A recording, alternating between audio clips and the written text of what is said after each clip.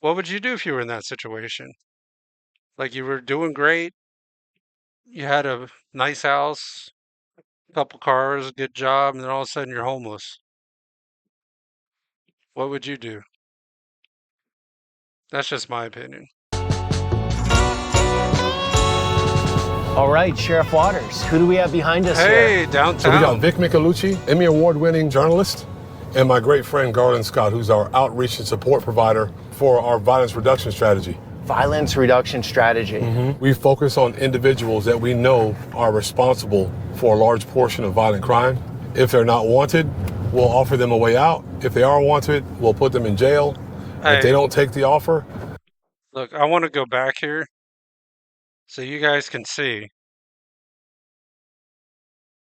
Hold on, where was it at? Where the hell was that at?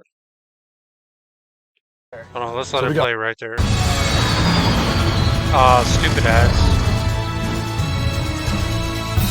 Vic Micolucci, Emmy Award-winning journalist, and my great friend Garland Scott, who's our outreach and support provider for our violence reduction strategy. Violence reduction strategy. We focus on individuals that we know are responsible for a large portion of violent crime. If they're not wanted, we'll See that right there? See that bullshit? See them cones? See the construction they got going on?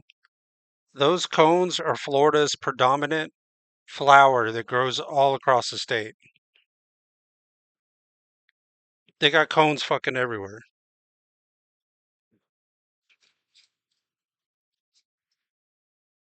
Stupid bug on my fucking drink. Piece of shit.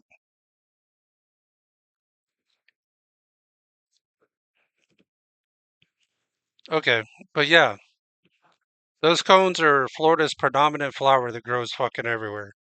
I don't care where you're at in Florida. They're always doing construction, man, and it never fails. As soon as they finish a project, they then like tear the same road up to do something different or something. So stupid. offer them a way out. If they are wanted, we'll put them in jail. And if they don't take the offer, then we work very hard to get them off of our street, which is my responsibility. Okay, so crime has always been a big issue in Jacksonville. Looking online, I noticed for 12 years there were over 100 homicides a year. Yeah, That changed last year where you dropped that by 50%. that's correct. You're obviously biased because you're in law enforcement, but that's because of you guys, right? Or what is that from? Yeah, I think because of the men and women that come here every day, dedicate their lives. Hey, the Heart Bridge. I go over that all the time, man. It's crazy to be watching a video in Jacksonville, watching it and seeing all the shit that I know is crazy. It's fucking To this nuts. community. Contrary to what you hear across the country about policing, they do a great job. And when we have those that don't, we tell the public about it and we make sure we take care of our business. But everyone's a professional when it comes to policing and law enforcement.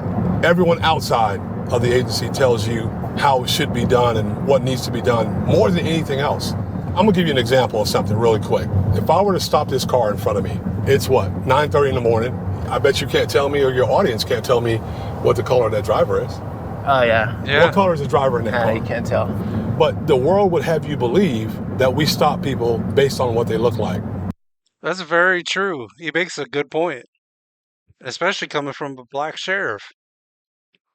You know, a lot of people say that they're racially profiling, but 9 times out of 10, especially here in Jacksonville, you got a lot of people running around with tinted windows. They can't tell the color of the person in the car. There's no way. Even at daytime, let alone at nighttime. So yeah, he makes a very valid point. You know, they would say the media would have you believe they racially profile, but 9 times out of 10, they can't even tell who's in the car, what race or nationality or what sex they are. If they were committing a traffic violation, they happen to be a black male, Hispanic male, white male, you don't find out until you walk up to the car. I mean, this is daytime. This is broad daylight. The tent's on there, but it's not super dark tent. She's black.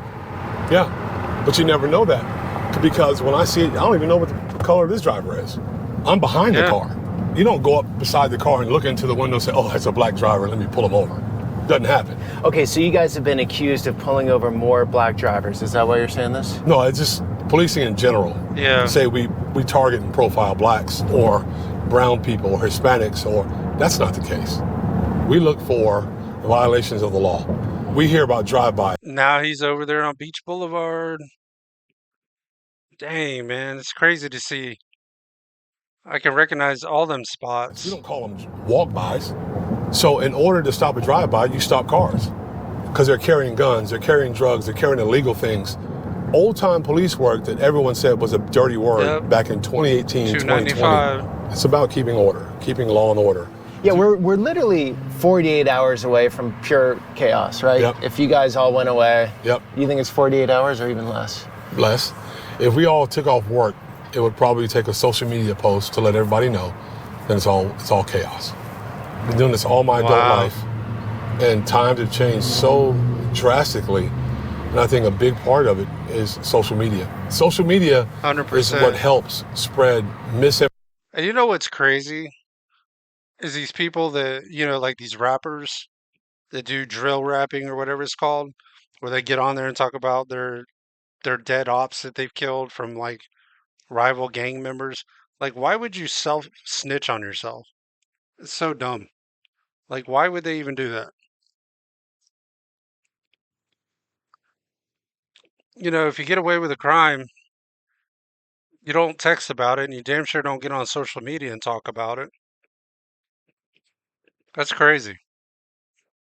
Then they act surprised when they get caught. Like, it's like, dude, you literally made a song just talking about the whole thing. Like, you just laid the whole thing out. A lot of times because there's no context. If you show a quick clip of a police officer having to use deadly force in California, it travels all the way to Florida, right? Yeah, it travels right. all the way up to Wisconsin, Montana. It's everywhere. And people think that that's a picture of what policing looks like. Right, and there are a million of encounters every year between officers and the public, right? Yep. And a very, very small amount of those, percentage of those go wrong. And you're dealing with the most messy behavior on the planet, like the hardest work, in my opinion. I Yeah. don't know how you guys do it, to be honest. And then, right, out of context, maybe the guy came at the officer had to pin him down on the ground, whatever happened, and then take Right. that 10 seconds, that goes viral, police Yep. are bad. Now, what you are really well known for is full transparency. Your sheriff's department. Yep. Because officers are off sometimes, right? I mean, Yep. like cross a line. I think that's super important in these times with social media. Everyone gets held accountable. Yep. Every single person. Yeah. Is that a mosque? But some people get mad about like, say somebody gets pulled over and then like the driver's like got his phone with running video and recording, and the cops get upset that they're like, well, you shouldn't be recording me, but they got a body cam recording the person. And if I was in that situation, I would start recording too. You know, I would record too because you don't know that officer could shut his body cam off. They might try to delete the footage later when they get back. Yeah, they'd probably try to hide the shit. I'd be recording too. Yes, it is. I wouldn't have thought that in Jacksonville. Oh yeah, 100%. Actually, I've been there a couple of times and met with the folks in our Muslim community. Let them know, listen, no matter what you believe personally, your religion or what, it doesn't matter. All that matters in our city is to make sure every person gets the service they deserve and feels as safe as possible. 100%. It takes dedication and 100%. focus to be an all-pro dad. The good news is Jacksonville has a bunch of communities all over the place that struggle with crime, with issues. This is called Justina. Everyone knows about it. I can drive by, from my years in homicide, I can drive by. We have some nice places here and we have some shitty areas, but I think every place is like that. Like everybody that lives in a big city, whether it's in Texas or New York or California or wherever, everybody's got them areas that they know you try to stay away from if you can, especially at nighttime. a spot and tell you what happened with a murder in that spot. Well, I'm going to take you to a spot right now where there was a horrific one, and it was senseless, happened during an armed robbery of a convenience store, which is now closed. But a young man's in the convenience store doing his job, and you watch him die on video. It was horrible. He was probably 19 years old, but right over here, right up the road at a convenience store, which is basically across the street from where we are right now. There's an elementary school right here. Okay. Peter, you go to these places and 99% of the people are good, God-fearing people that are just unfortunately in a situation where there's crime around them. Because I know this as a reporter. Before I worked for the sheriff's office, I mean, I was an independent journalist. I worked for a TV station. Some people are just put in a bad situation like that. Like, they don't have a choice. Like, they can't afford to live anywhere else. So they have to go to bad neighborhoods because it's the only place they can afford the rent or whatever, you know? Just yesterday, a business owner around here reached out and he said, hey, can you email all of your officers and just let them know that they can stop by my diner at any time and get free coffee? It was incredible to see the support. This was a rough neighborhood for a long, long time. Not too long ago, we had an officer who ended up having to use deadly force and shoot a young man here. Did the guy come at him or had a gun out and about? He had a gun. It's actually that video's on YouTube. He pulled the gun out, and once the officer saw the gun, he told him to drop it. He fired a couple rounds. The guy throws the gun. After he got hit, he got up and continued to run, jumped the fence, ended up on the doorstep of a house where he eventually bled out and passed away. Dang. That video is on YouTube also. See, that's a stupid thing to do. If you get shot, the last thing you want to do is try to run away because you're going to get your heart pumping faster. It's going to mean you're going to bleed out faster. So dumb. So I believe in getting those videos out as quickly as possible because that's the way you keep civil unrest. You keep that down by making sure people are able to see what exactly went on. So when you're an officer and someone has a gun, you don't know what's going through their head. No. Obviously. No. And if they start pointing it your way, you're like, am I going to go see my wife tonight or not? Right. So you're like, that guy dies or I die. Is that what it is? Here's what I see. Here's what I say, and I say this oftentimes. If you pull a gun, if you're a guy and you're in contact with an officer and you pull a gun, you're asking us to try to figure out what you're thinking or what you're going to do. Yep. And we don't have... That's why I always say, as bad as I hate to say it, that's why I always say, if you're going to pull a gun, you better use it. Because it's already going to be bad, just showing the gun. If you're not willing to pull the trigger, then don't pull the gun at all. If you're going to pull it, you better use it. Especially if you're doing it in front of cops, because they're going to use theirs. So your best bet is to not pull it at all. Don't pull it, don't show it. Much time to figure that out. So an officer is going to use deadly force in a situation like that because it's not our job to figure out what your plans are and what you intend on doing. So I can remember the bad guy broke in, came in this door. After he robbed the young man, the young man hit the magnetic lock. Oh, okay. And locked him in. And now at this point, he's like a caged animal. He's going nuts trying to get out. So he goes over and he demands that the kid open the door, and the kid felt like he was safe. The young man felt like he was safe because he was behind that glass. Unfortunately, when he fired that gun, found a weak spot, I guess, went through and hit him. The bad guy comes over to the door, he's locked in, and he's kicking, he breaks the glass, and he ends up opening up one of the burglar bars, or getting it wide enough, so he was a very small guy, getting it wide enough so he can squeeze out. See, and that's how you know you're in a bad place. At least that's how most people here in Jacksonville judge. If you're in an area and you see a lot of the homes and businesses have got burglar bars, you know you're not the best place. But in the process, he cut himself and he bled. Okay. So we came and worked the crime scene, collected the blood, collected the evidence, and we ran him through our CODIS system, it's our DNA recognition system. He wasn't in there. But what happens is after a certain amount of time, they will rerun that blood through the system to see if that person's been picked up for anything else. Okay. Well, eventually, he got arrested for an aggravated battery, I believe.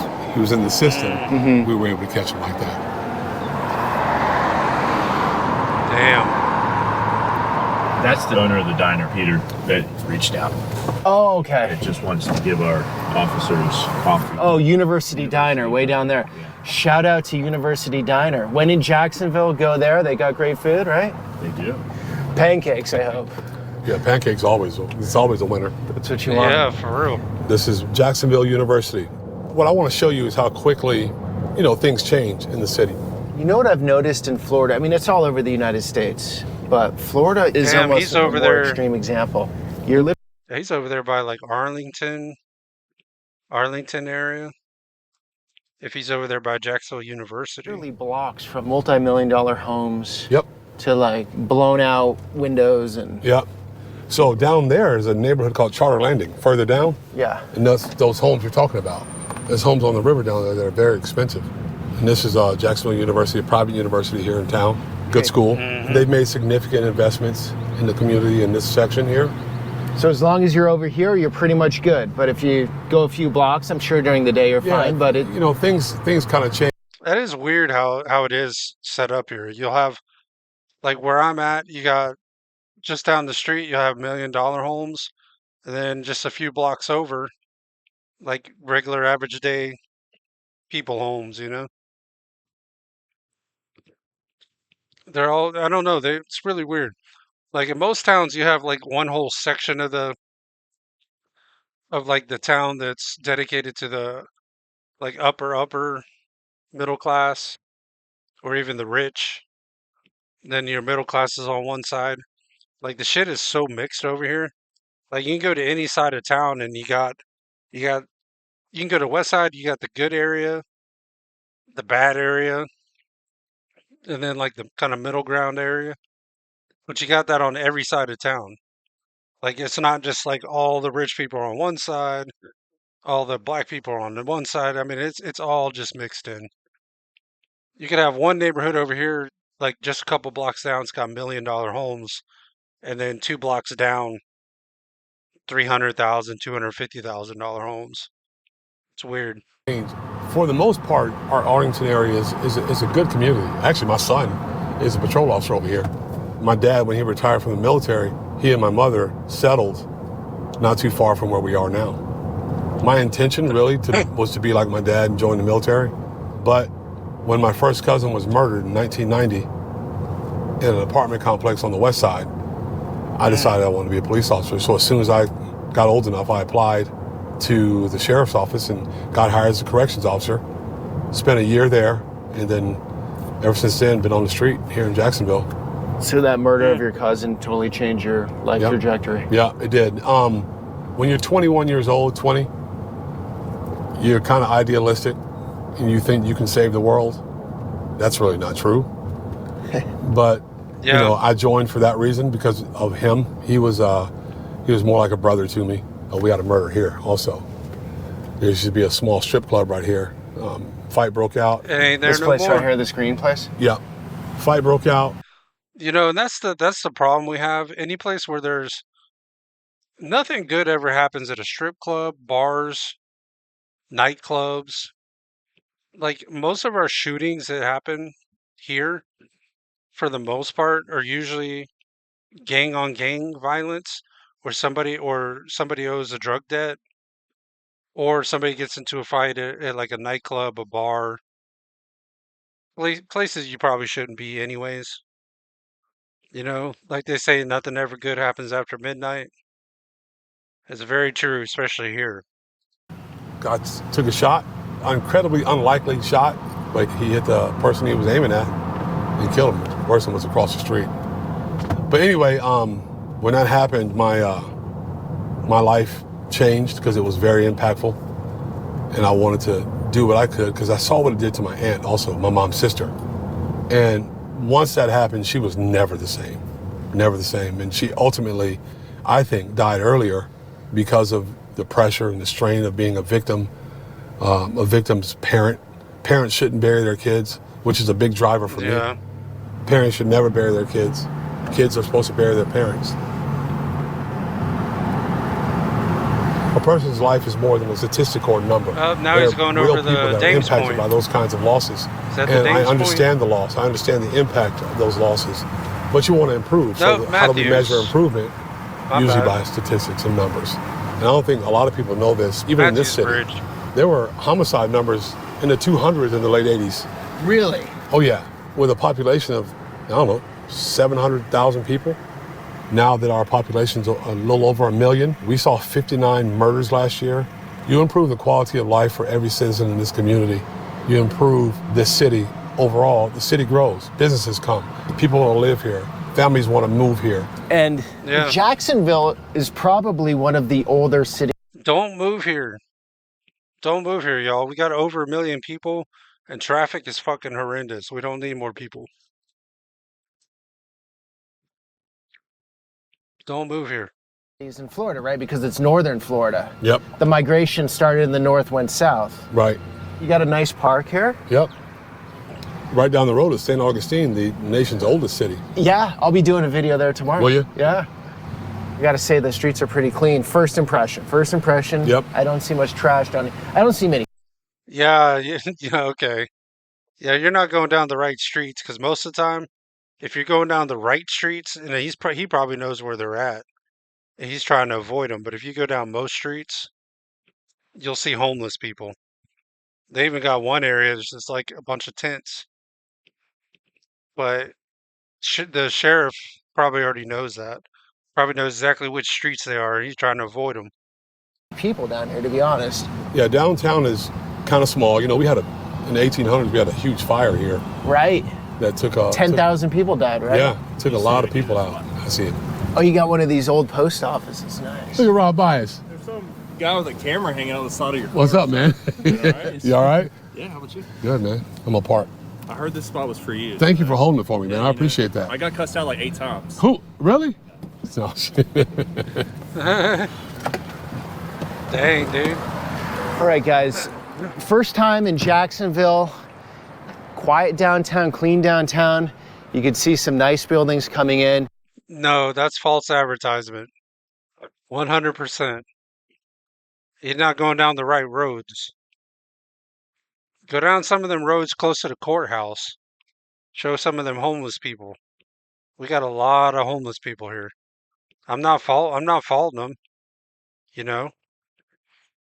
I'm just saying, show it all. Don't try to show the good parts of downtown. You can see the potential here. Some of these old classics back in the day. I'm sure the street was busy with commerce. Then we have one of these old post offices that you see in places like Chicago or New York, but you don't see this in Florida much, I don't think. But this isn't a post office anymore. no, it's not. But they had to keep it for historical purposes. Thank you. And what's your name? I'm Rob Bias. Okay. And Rob, what's your position here? I'm a detective in the gang unit. Detective in the gang unit. Yes, sir. Okay. Thanks for Yes, sir. What it is? What the hell is this now? What's happening? Sure. What's going on? You guys all right? Yes, sir. Good, man. What's up, baby? You good? Yes, sir. Feeling better? Yeah, man. Much better. Darling? What's up, man? Come on now. You always try to hurt me, man. How you doing? Nice to meet you. Peter. Nice to meet you. I'm one of the sergeants. Mike. Okay, What's up, man? great. You all right? Is this like a? So we have the gang unit. Why does this seem like a dick waving contest? Why does this almost seems like that's what this is? Let's see who can squeeze each other's hand the hardest. Yes, this is only a few of them. This is what I believe. This is no knock. Our patrol officers do an amazing job, right? But this is where they focus on the gangs. A few people that do a lot, who drive a lot of violence in our city. These guys focus on them. Okay. I mean, for those that don't know Jacksonville, like most people, if you go South Central LA in the 90s, it's Bloods and Crips. What are the gangs here? Do they have a name Yeah. or are they organized? Or? They have names. They're not very organized. They're a bunch of little violent dudes who have no hierarchy. They don't have like an OG, but they're very violent. Right. And they do stuff that normally, if you were out in LA. Yeah, we don't have any big gangs like MS-13 or Bloods, Crips, or Hell's Angels. We don't have any of that shit, but our gangs are small, but they are definitely violent. They're kind of almost like MS-13. Like they use violence to scare people. People don't want to mess with them because they know they might chop their head off, or cut their arm off, or just dismember them all together. They use violence as a way to assert domination over certain areas of Jacksonville. So, but yeah, they're not very organized. Like I think we had I don't even know if they're still around, but we had KTA or K or TKA. I can't remember exactly which one. And then there was God dang, what was the other one? There was another one that was kind of big, but at any rate, yeah, we don't have any like huge big gangs. And you had a OG and you did something off script, you'll probably get smoked yourself. Yeah, there was order to it. Right. There's no order to it here. Well, I think that's a trend all over the country. Yeah. A lot of the hierarchy in the late 90s, early 2000s has gone away. And so I've found a lot of 40-year-olds to be scared of 17-year-olds. Yeah. Yeah. That's true, right? Yeah. In neighborhoods. Because there's no order. No order. And these kids haven't fully developed their brains, and they're tweaked out on social media and whatever else, and they're out there with a gun. And Yeah, either that or the crazy. entertainment groups, the drill rappers. You have drill down here. Oh, yeah. I thought that was a Chicago thing. No, they got drill rappers. The big ones that I can name would be the two big ones we had from Jacksonville were Youngin Ace. I don't know if I'm saying his name right. Youngin Ace and Julio Fulio. Yeah, it was Ace and Fulio. And I think Ace was with KTA. I'm trying to remember who the heck Fulio was with. But Fulio got killed recently. I don't know if he made the national news, but he finally got killed eventually. I mean, we knew he was going to get killed. And then who was the other one? He got arrested probably about 3 years ago. Um, God dang, I can't think of his name. If I can remember it, I'll let you know. But yeah, Ace. Those are the two big ones, Ace and Fulio. Oh, man, it's down here too, man. And the thing about it is we like to run them out of town. Like, there's a couple of them that they know they can't live here anymore. And so for those that don't know, drill rap, the lyrics are hard-hitting, crime-driven. Go do. Yeah, they did run him out because Ace, I think he lives in Texas now. But yeah, they ran his ass out. Folio was stupid enough to come back and then go down to Tampa and stupid enough to post on social media where he was going to be at. And they tracked him down here and they killed him right in his car, man. That happened just recently. This. Like, You beefed me, I'm going to beef you. There was a particular song, I don't even want to mention it because I don't want to give these guys any credit. But there was a song, was it Vanessa Carlton? Yes. What's the name of that song? It's real catchy, everybody likes it. Yeah, 1,000 Miles. They sampled her song, and then they made a song, a rap to it, and they were talking about people that had actually been killed in Jacksonville. Mm-hmm. About 5 or 6 of them, right? They named in that song. They did name them. But that's what drill rap is. It's nonsense, but it's impactful because they're talking. Yeah, and that's stupid. Like, why would you get away? If you commit a crime, why would you then go make a song about it that basically lays out the entire crime, like tells exactly what you did? Why would you even do that? Talking about people that have actually been killed. And those people have parents, they have mothers, they have fathers, they have brothers and sisters that feel the effects of what's going on. They think it's a joke. Now, the young men that we go to visit are young men that are either involved in gangs or have names have popped up several different times about violence in our community. And they're not wanted, which is, if they were wanted, we visit them another way. But we'll visit them today. It's non-confrontational. Usually we have a packet with pictures of them, whether it be on social media, holding an AK, holding 223s, Dracos, whatever it is they're carrying. And we'll let them know, listen, we know what you're up to. Yeah, man. I mean, I think if you want to be a gangster, a real gangster is very quiet. They're not trying to they're not trying to be out on social media. They're not trying to get eyeballs on them. You want to be a real gangster, just be a good dude and be violent when you have to. Somebody breaks into your home, 100%. Somebody comes at you, tries to stab you, or pulls a gun on you, 100%. But don't go out there looking for trouble. Be gangster when you have to be gangster. Don't go out there causing problems. Because trust me, eventually the problems will come to you. Then at that point, you have every right to do what you got to do. But don't go looking for it. You're not wanted right now, so you have an opportunity. And the opportunity is you quit. And if you don't want to quit, we're going to make you quit because we're going to put you in prison. Yeah. Pastor Scott Garland, he'll talk to them with some of our community partners. Sometimes he prays with them if they want prayer. And then we wait, see what their decision is. So this is what you mean by proactive policing? Mm-hmm. Part of it. The other part is what they do. A lot of stuff that they do is they follow these guys on Instagram Live. Mm-hmm. They understand what's going on. They hear about things that are going on. Then we interdict them before they get it. Yeah, I mean, see, that's the thing, man. If you put anything online or social media, they can track that shit down, you know? Like, if you're live streaming, they can track that down. I mean, you think certain people aren't watching, but they're watching. Chance to go do bad stuff. You guys didn't think in what your 40s that you'd be Instagramming so much? No, we leave that to the younger detectives. We know what they do, and we let them do it. Okay. He and Younger I, guys. That's what we're going to do now. So we can go back. They're going to brief. They're going to go over the packet, talk it out real quick. Okay, so I'm going out with you guys. We're going to go out into these neighborhoods, talk to these people. Yep. Awesome. 100%. Okay. It's going to be good. Y'all ready? In the briefing room. Think so. I got to beep out the names and blur the faces from the packet. Yeah.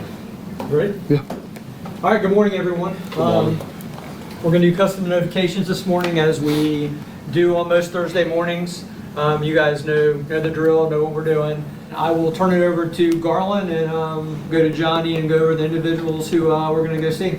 Okay, we usually have a community involvement. Today we decided not to have anybody with us, so we wouldn't have any outsiders. We wanted to really work this tight today. I'm going to pass this to you. Here are the names, and Sergeant's going to go over what we're going to see, the brief, so we'll know. This is very important to us because if they are home later on when we go to the door, we can justify why we're visit their house. So, Sergeant? Yes, sir. So we've identified 4 gentlemen we're going to go speak with this morning. You know, it's crazy to see how our police force operates. It's actually crazy to see how your police force operates that you see daily. The first one is, he just got out of prison. He is a part of 1200 Out East gang. There's no violent crimes that he's been tied to as far as his criminal record, but he has about 15 pages of narcotics charges, so taken to the dope game. Then we'll go to, he also just got out of prison. He's part of YVR. If you got 15 narcotics charges, like, why are you just letting them back out if they're just going to keep doing it over and over? Like, I would think, like, maybe after the 4th or 5th time, wouldn't you just call it quits? Why do you just keep letting them back out? Also, criminal charges of narcotics and aggravated assault. Also, he's online posting money, AK-47 on his Instagram. Then we have, he also just got out of prison. He is also part of Out East 21st gang. Criminal history of narcotics, weapons charges, DL charges, also posting online, social media with guns, throwing up gang signs. And then we'll finish up with... See, why would you do that? Like, is your ego so shitty that you got to post yourself holding a gun on social media so you can think you're a tough guy?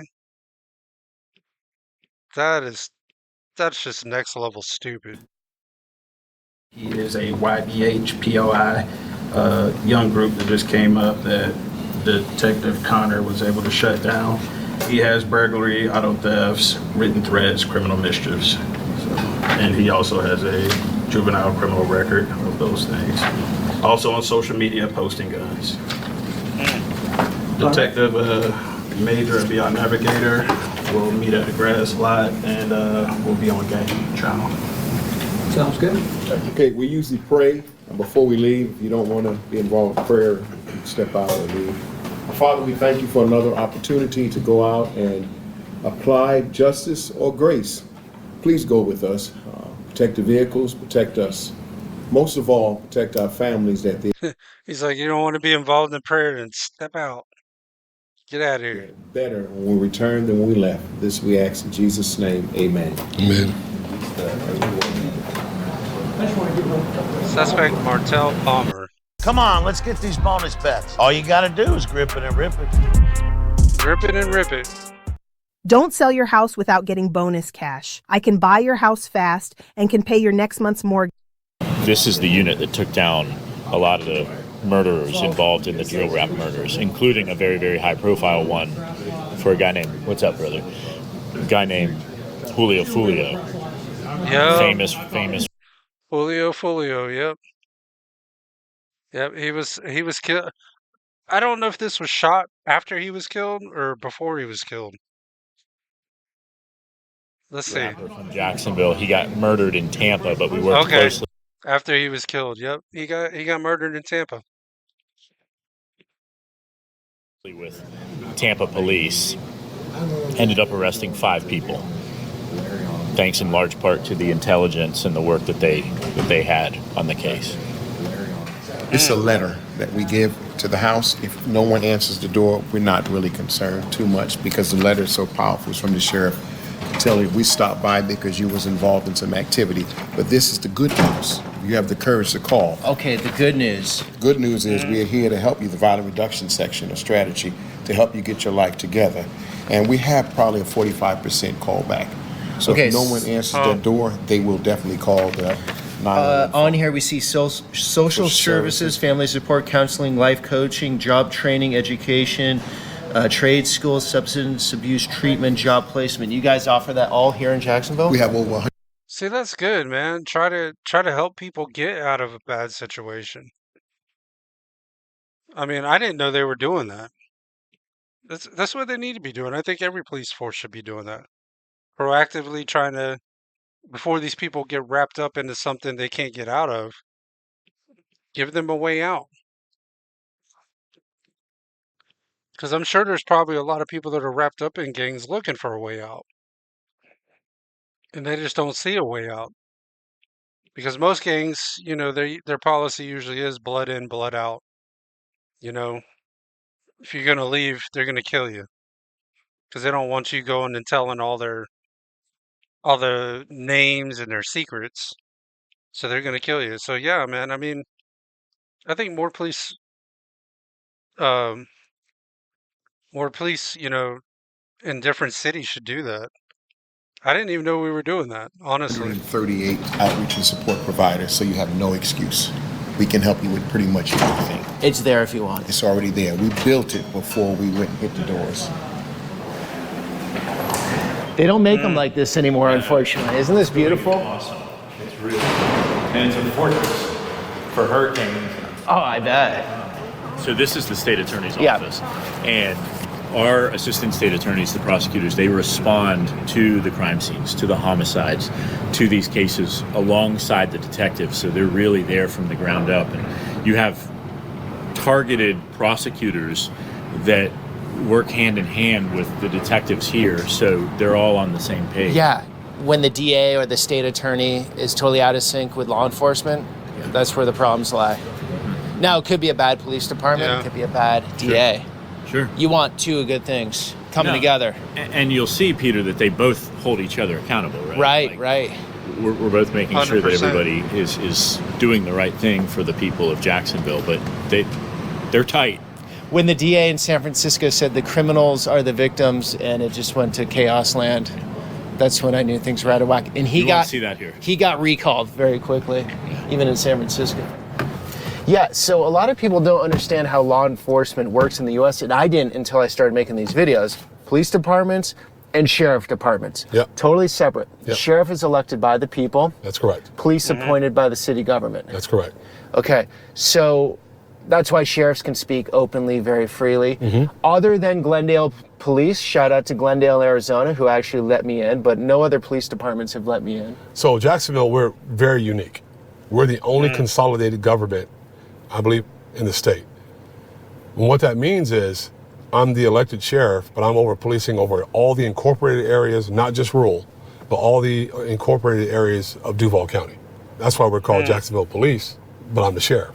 You're over the police too then? The sheriff's department It's is... all one. Interesting. That's unique, right? Yeah. So we are municipal police officers, they are, and deputy sheriffs. Both. Okay. And they answer to me, who answers to the public, not to a mayor, not to a city council, not to a city manager. I'm not controlled by politics. I'm controlled by what's right. And if you do a good job, the people elect you. If you do a bad job, they don't. That's right, 100%. And so my goal There is you to go. please the community, not please the city government. That's the way it should be. That kind of position shouldn't be political anyways. I need your support. This video is sponsored by Ground News. If you're watching my content, then you realize the world is a very complicated place. You're here to learn with an open mind. Unfortunately, in 2025, all media has a bias. Every journal has an angle. Okay, One let's way get to parse through this. bullshit.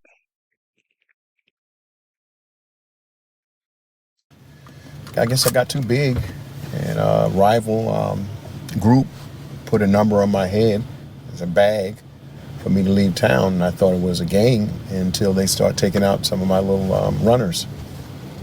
So I had to contact mom and police to help me, and they got me out on Amtrak train number 86 Silver Express to Jacksonville, Florida. They said I had some relatives in a little town called Nate Hunter, Florida. I can go there and hide in the woods, and I did. What year was that? 89, 88. So when there was a bag over your head, like a high dollar amount? Back then it was high, it was 5,000. Okay, which would be like, what, 15,000 now or something? What would that be today? I don't know. A lot of money. A lot of money. Yeah, together. So when I got here, I was bored because New York City to Nate Hunter, Georgia, it was a drastic change. I was used to chickens and pigs and all of that stuff. So I ended up in Orange Park, ended up in a church. Damn. And I thought the church was going to... Orange Park used to be like a rural area. Now it's grown into this big ass place, man. Orange Park is, the traffic there is ridiculous area too. That's why I said, man, don't move here, man. We already got over 1 million people. We don't need more people. fix it. I got put out the first day because I was making a lot of noise. The noise was Hey, that was on script. A lot of noise, and then the noise went up. The noise was if you're tired of getting drugged and high, you know, God can fix it. And I stood up and said, I'm ready. And they said, not yet. So about 3 times they did that. Finally, they asked me to leave. So I was a little distraught. So I pulled up to church on my motorcycle and with shorts and stuff. I didn't know about a dress code and all of that. So an older guy said he's going to help me, mentor me. And I found out, boy, at church, you can get women, food, and money if you speak good. So I worked it pretty good for 2 years until I wanted to go see my mother. And when I went home to go see her, I ran into one of my runners. Uh-oh. And he was mini-me. He was telling me what he was. Yeah, man, you don't want to run into, if you get out of that situation, don't go back to visit. Because you're bound to run into somebody, you know. Doing and all. I didn't have the courage to tell him I had backed off. Mini old you. Yeah, he was like me. Okay. So I trained him everything. 3 hours I left, and driving home, I remember the drive. I kept thinking about him, So I decided when I get back to Florida, I was going to fly him in and get him to change his life. When I called back, my brother told me, you didn't hear? I said, well, he said, when you left, them cats that was looking for you rolled up on him. And the words were, they bust 7 caps in him, he's dead. That's when my life changed. And ever since then, everybody's been that young man. So that's my driving force behind doing this. So I've been doing it ever since then. Wow, that's crazy. Could have been him. Has religion played a big part in your policing? Yeah, it does. It really does. Because there's a passage in Romans 13 that says, you'll see it on the back of my coin also. It says, but if you do that which is evil, be afraid. For we beareth not the sword in vain. I believe that we're here to do a job, and I believe the good Lord approves of it as long as we do it with the right heart. We do it the right way. And that's why I'm bullish with the right intentions. Being proactive, being very, very hard when it's time to be hard, but being balanced. That's the jail right there. Yep. And there's the sheriff's department. That's right correct. there. Yep, I know that building all too well. Not because I've been in it, but because I went and bailed people out of there that I shouldn't have bailed out to begin with. If I could have went back, I'd have left them in there. But hindsight's 20/20, you know. I was trying to help them out, and that wasn't the thing for me to do. To the right. And so we're going with the team. Yeah, we're going to meet up in a grass parking lot across the street from the... And that bail bond's right there. I had to carry him over to that bail bond's right there to get him out. Or I didn't carry him over there. I took his girlfriend at the time over there to get him out. I felt bad for him because it was close to Christmas time. He got locked up, and I wasn't really sure what he was locked up for. I later found out it was for cocaine. They didn't tell me that. If I'd known that, I wouldn't have bailed him out. Now, maybe if it was weed or something, wouldn't have been that bad. But I felt bad for him. He has like 4 or 5 kids, you know, and I felt bad for his kids having to see their dad in jail for Christmas. So yeah, help bail him out, gave him the money to bail him out. That was the wrong thing to do, man. Police station to make sure everybody's there together, and then we'll roll out from there. Okay. Oh, this is nice, your waterfront down here. Oh yeah, St. John's River. One of the few rivers in the world that flows north. Yep. That and the Nile River. Would you jump in it, or it's not that clean? I would jump in it to save a life, but I'm not swimming in it for the fun of it. I do. Is that why you're so tall, Vic? Yeah. If you have a day, I'll take you on the boat. So. Oh man, I wish. I grew up skiing and wakeboarding and swimming in here. And that's what I think we should be taking advantage of. This building is in the way. And right, so you're saying this sheriff's department goes somewhere else, frees up this beautiful real estate. Yep. Brings the downtown back a little bit. Yep. Yeah. And you got 100%. just cool old stuff like this. You know? Yeah, so that's a fire museum. And it's a funny story. They relocated that. That was down the street. They made this into like a museum district. That ship right there is a museum. So just to kind of create a section or a segment of the city where you can see some history. See, now I didn't even know about that. I've lived here my whole life, and I didn't even know that shit existed. Had no idea. And that's the Four Seasons in the... Four Seasons? Yeah. Being built down there? It's being built there. And then this part of your team is called what? Blight. They go and look for trashy parts of the city or where sometimes some of our homeless population congregates, and then they go and respond to those complaints and go clear some of that stuff out.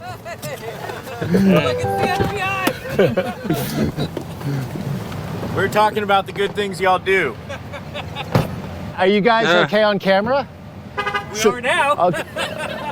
This is the team, so there's only 5 of us. Peter, you remember when you were asking, like, you were talking about how things look clean? Yeah. And it's largely because, not all of them, but it's largely... No, those people are failing. That team is failing because if they went down the right streets, you'd see all the homeless and trash. Because they get notifications, they see a homeless camper, they go and attack that stuff. Or they get No homeless homeless campers can be parked on the side of the street for multiple days? No. Right. Lots of transients, utilize our overpasses for shelter, and we now have state law that does not allow this. And we offer them the services here within our city that may be a better option for them. If you want shelter, if you want food, veteran services. Okay, in Jacksonville, that's interesting. I'm all over the country, so I see sorry about this. No, you're good. You're good. I see all different sorts of jurisdictions and how they operate. Sure. So some places right now are just letting it fly. They just let it go out of control. You offer them housing or. But that's crazy. If they offer them housing, that'd be fine. But, some people are just, they get stuck. Some people have to live in a camper, man. I mean, what are they supposed to do? Services. If they don't want that, what happens to them? Our first contact on camping is a warning, and we really want to try to utilize the options that are correct within society. And if they just fail to do that, then they do qualify for a physical arrest, or possibly even what we call a notice to appear here. It's in lieu of our physical arrest. It's a notice where they have to go before a court and just give their reasoning to the judge. And for example, me and Officer Norton this morning, so the Blight team went out this morning and did what's called like a cleanup of the downtown area. We go out weekly, do that with the City of Jackson litter crews. And so we'll follow them to different locations where they'll go up and pick up trash around the downtown area. And we spotted a young woman on the side of the road who looked like she needed some help. And so me and Officer Norton actually stopped by. We had the downtown ambassador with us. We spoke to her for a little bit. Turns out she's homeless and looking for help, didn't know where to go to. And, young woman, and, knowing the area, knowing the places down here, it's very easy to become a victim of, sex trafficking or human trafficking, drugs, crime, whatever. Mm-hmm. And, she admitted to us that, hey, yes, I am an addict, have been using, I have a criminal history. And we said, you know what? Well, what are you trying to do? What can we do to help you out? And at first she, made a mention of, well, maybe, I'll just take myself to a hospital and try to get a bed that way. We said, well, how about we call JFRD Path Team and we see if we can get you up with some shelter services and whatnot.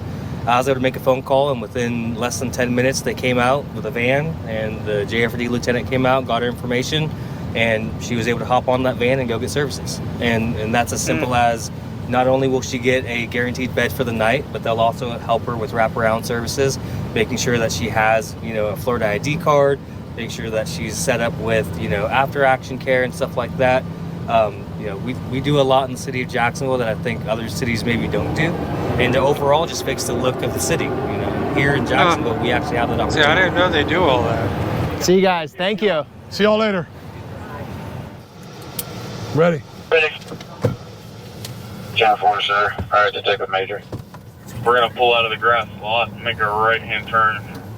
Are we going with all these cars here? Yeah. All right. Okay, so what I've learned by doing this work all over the country, or what I've observed and the conclusion I've come to, now, with everything, new evidence comes to light, I can change my opinion.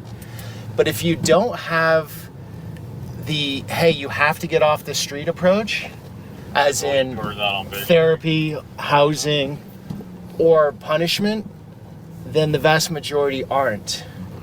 And you need that component. You have to address it. And then your parks get taken over. Now your kids can't play in the park. You have to address it. And I'm going to go back to this quite It can't be like California. That's why California is like a shithole. Like, I feel bad for the homeless, dude. Like, I understand that. And that could be any one of us that's homeless, But you can't let it run rampant either. So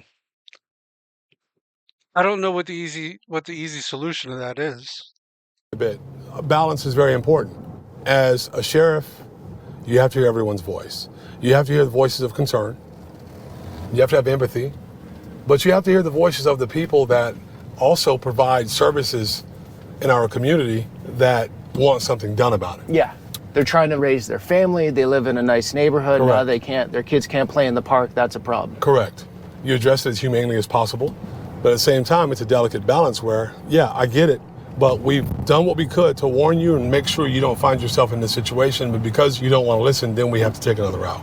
Right. It's calling, it's like raising kids, which I've never done, but I can see how kids grow up. If there are no boundaries, then the kid does what they want. Yep. It's just basic human psychology. Sure, 100%. Yeah. So your underpasses here, the Blight team is not going to allow them to be right. You taken can't camp over. under there. Okay. And so back to the drug issue, what are you seeing here in Jacksonville? It used to be crack cocaine. Now it's fentanyl. Yeah, fentanyl. There is meth, but it hasn't taken over like it did in the Midwest and some of the other places. But fentanyl has killed so many people in They're our going back community. over the map. It's all over the country. Yeah. Everywhere. Huge issue. And it's not just in the cities. I've been to the far outposts in Alaska, and I've met families that have lost someone to fentanyl. It's crazy. Is it just this hockey stick upward trend right now, or is it flattened out a little bit? No, it's starting to drop. Starting to drop. Yeah, I think we've taken But down some pretty big. you could slow it down and you could drop the fentanyl, but I don't think you're ever going to fully get rid of it. Like, they haven't really been able to fully get rid of weed or cocaine or crack or heroin or meth. They might be able to reduce it, but unfortunately, fentanyl is going to be here to stay. It ain't going anywhere. Drug organizations that were running through Jacksonville with connections to Mexican cartels. Yep. And this is not a political statement, but quite honestly, with the crackdown on the border and making sure that that's controlled, I'm thinking we're going to see even further drops. Because that's going to drive the price up. Yeah. What's a fentanyl blue right now, like a little tab, pill? I'm so far out of it, I don't know. Vic, do you know roughly how much it is on the street here? I don't know.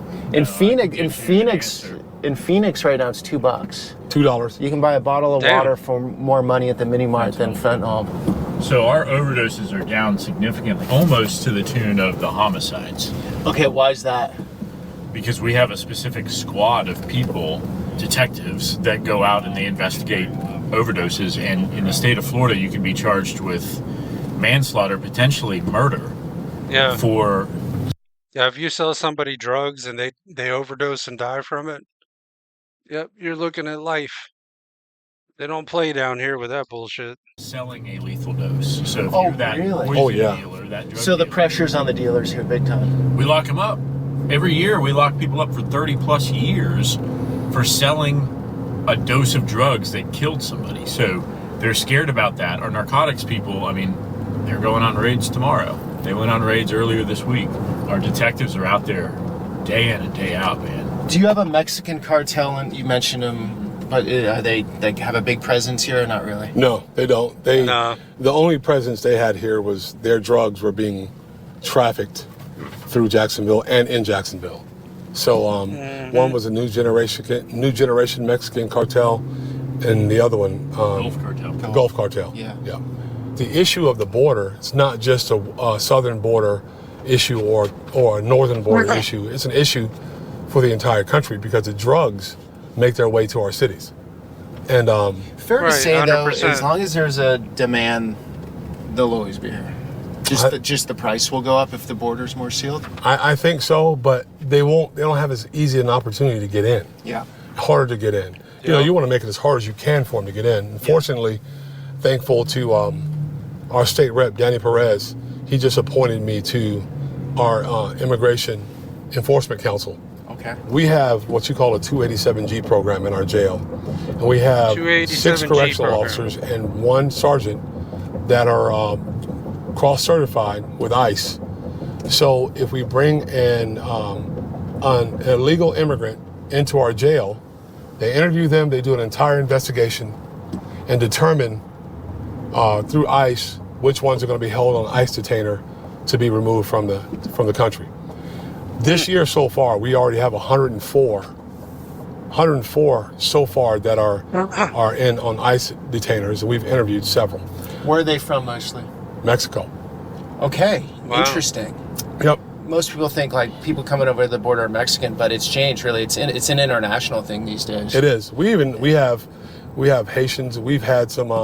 We've had just the gamut, but the large majority is from Mexico or Central America. Okay, well, the CHNV parole program just stopped. Cuba, Haiti, Nicaragua, Venezuela, where they just fly them in directly. Yeah. I've lived all over the world. It's strange to me how you want to come to America, but not fully buy in, because you keep everybody segmented. Right. And when you keep everyone segmented off and doing their different things, it's much harder to get along. Yeah, 100%. And I was saying off camera that there are some towns as of late that have had huge But see, I think they immigration like that waves of though. Haitians. It's nothing. See, I think they like that though, and I think they do that shit on purpose. Like, I honestly believe that they like to keep. I think that's why they have a two-party system. That's why they have a two-party system. They like to keep everything separated and segregated to keep people fighting all the time. I don't know why they would want to do that, but it just seems like that's what they're trying to do and what they've been doing all along. Against Haitians, but there's a cultural difference. Yep. Like in Haiti, you don't stop at the crosswalk when someone, is walking across the crosswalk, right? And if you came fresh in to a new culture, it's not like you change your ways immediately overnight. There's no assimilation process, it seems. So a lot of these towns like Charleroi, Pennsylvania, where a lot have come in, and I think they're working in the chicken factories. That's a whole nother story. You disrupt the cultural balance there, just of values. And it's not a racism thing like you're saying. It's like a values issue. 100%. First of all, that word is way overused. Racism? Yes, way overused. Okay, how does it make you feel? 100%. Good for him for saying that, man. That's the thing now. Even if it's not racism, they make it racism. That's the problem. Even if it ain't racism, they'll be like, "Oh, he's racist." No, it's because he's a dickhead or because he wasn't doing what he was supposed to be doing or whatever. But I always say is pulling the race card. When shit hits the fan, everybody likes to pull the race card, It pisses me off. Because one, if you're gonna say something like that, and if you're gonna tag someone with that, you better be able to prove it. And you better know what you're talking about, because it's a serious allegation. And I think people just use it now because they know it can ruin a person. Right. Exactly. So what they do is they go up and clear. Just like somebody, calling, almost like a female calling the cops on a dude and saying he's being abusive or beating on her when he really isn't. That's very damaging. And then just like calling somebody a pedophile, that's why most men get super upset. Most men will kill for that shit because that can damage a dude's reputation big time. You don't play with shit like that, boy. Shit like that will get you killed. And honestly, I don't know if I feel sorry for you if you did get killed.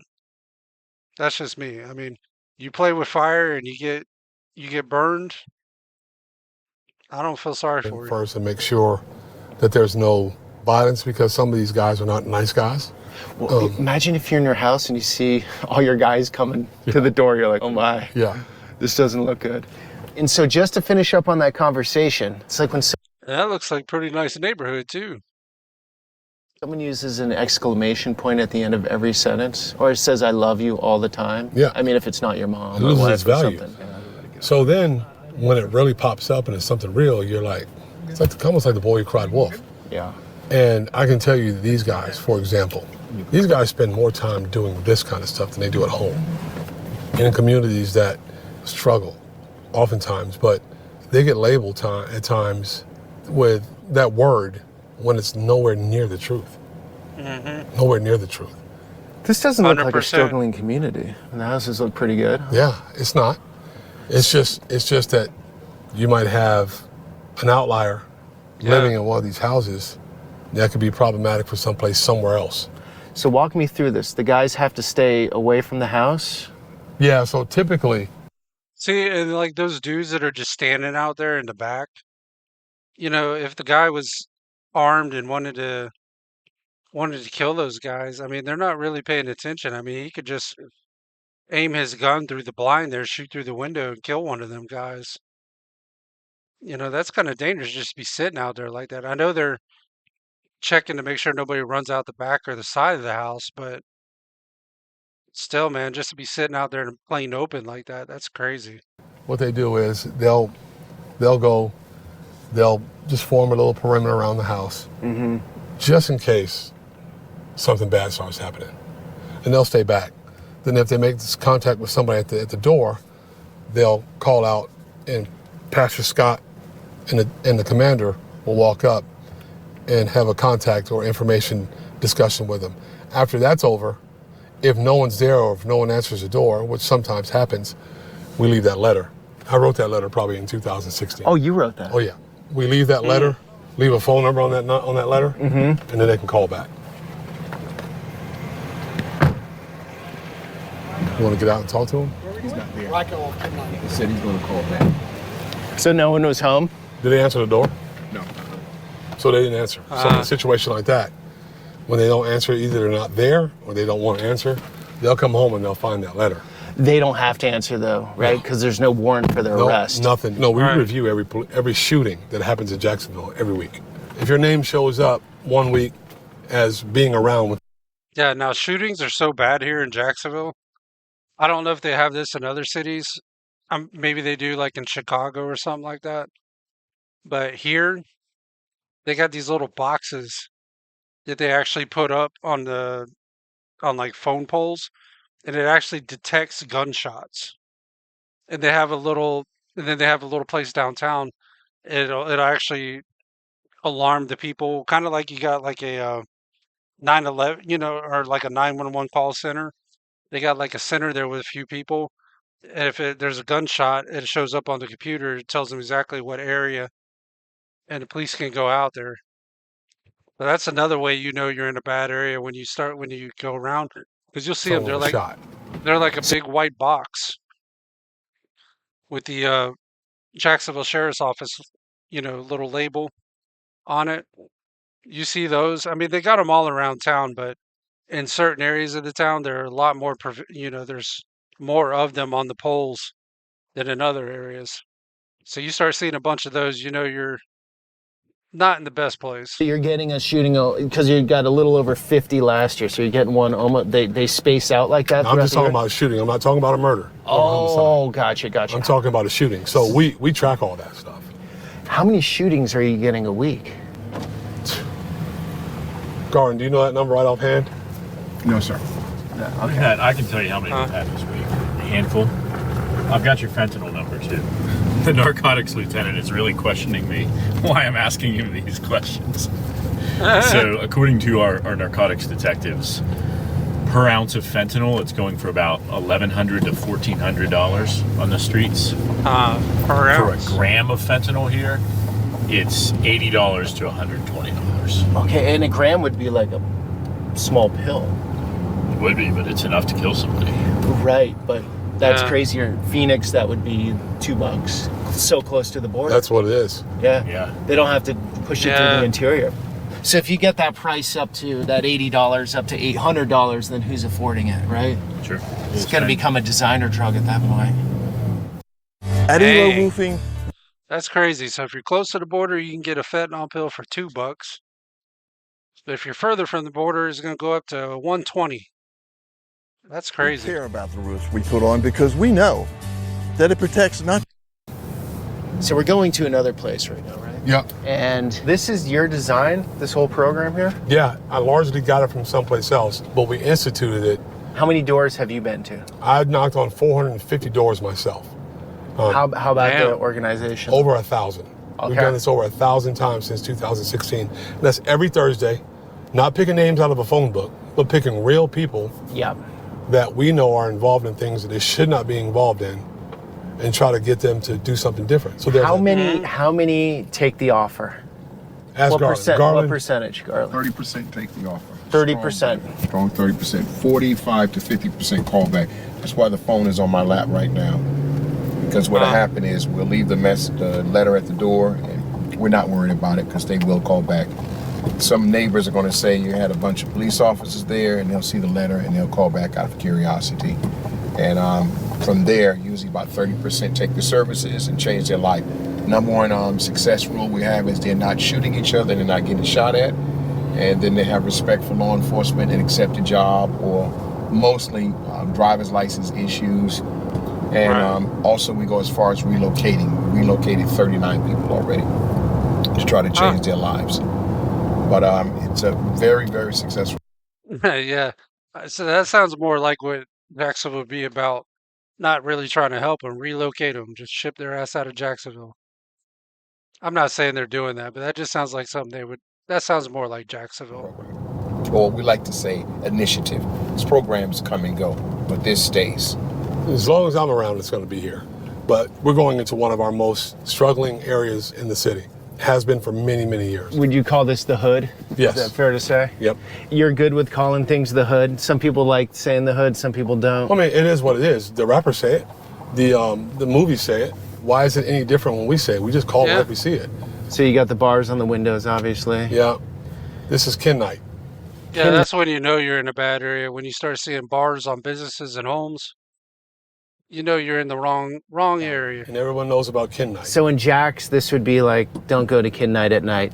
Yeah. I mean, there's been that reputation. And some great people living here. I always want to say that. There are amazing people that live here. And that's with every segment of town. Yeah. But unfortunately, sometimes you have the criminal element. They don't care about anything but themselves.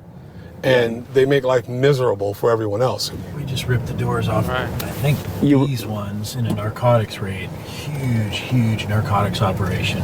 Came in with the SWAT team. So a lot of this crime is happening in a few zip codes, would you say? Like most of the homicides in Jacksonville. See, we're not showing the nice neighborhoods, obviously. No, not yet. And I'm a big believer, Peter. Yeah. If you get enough people in a community that are tired of the issues, because they have to own it also, right?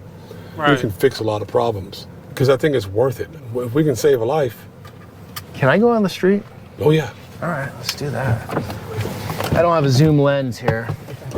It's like some dots in the distance. Yeah, this is, I'm having probably a pretty deep conversation with him right now. So Garland knows this world, you know? Yeah, he knows it. Lived in the New York equivalent of this. Mm-hmm. You know, the tendency is for most people, and I get it because they don't live in our world. Yeah. They want to continue to just reach. But at some point you have to say, okay, well, we've tried the reaching part. Until he says, screw y'all, I don't want to be involved in that. And then his life changes drastically. Garland, how'd it go? It went good. Went good? Well, he was very nervous. I wonder why. Well, that's what we want.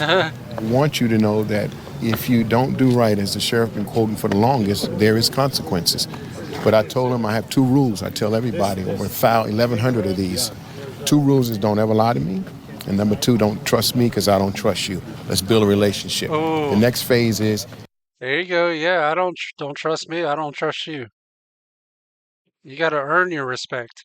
I'll be respectful to you. But in order for me to continue being respectful to you, you got to be respectful to me.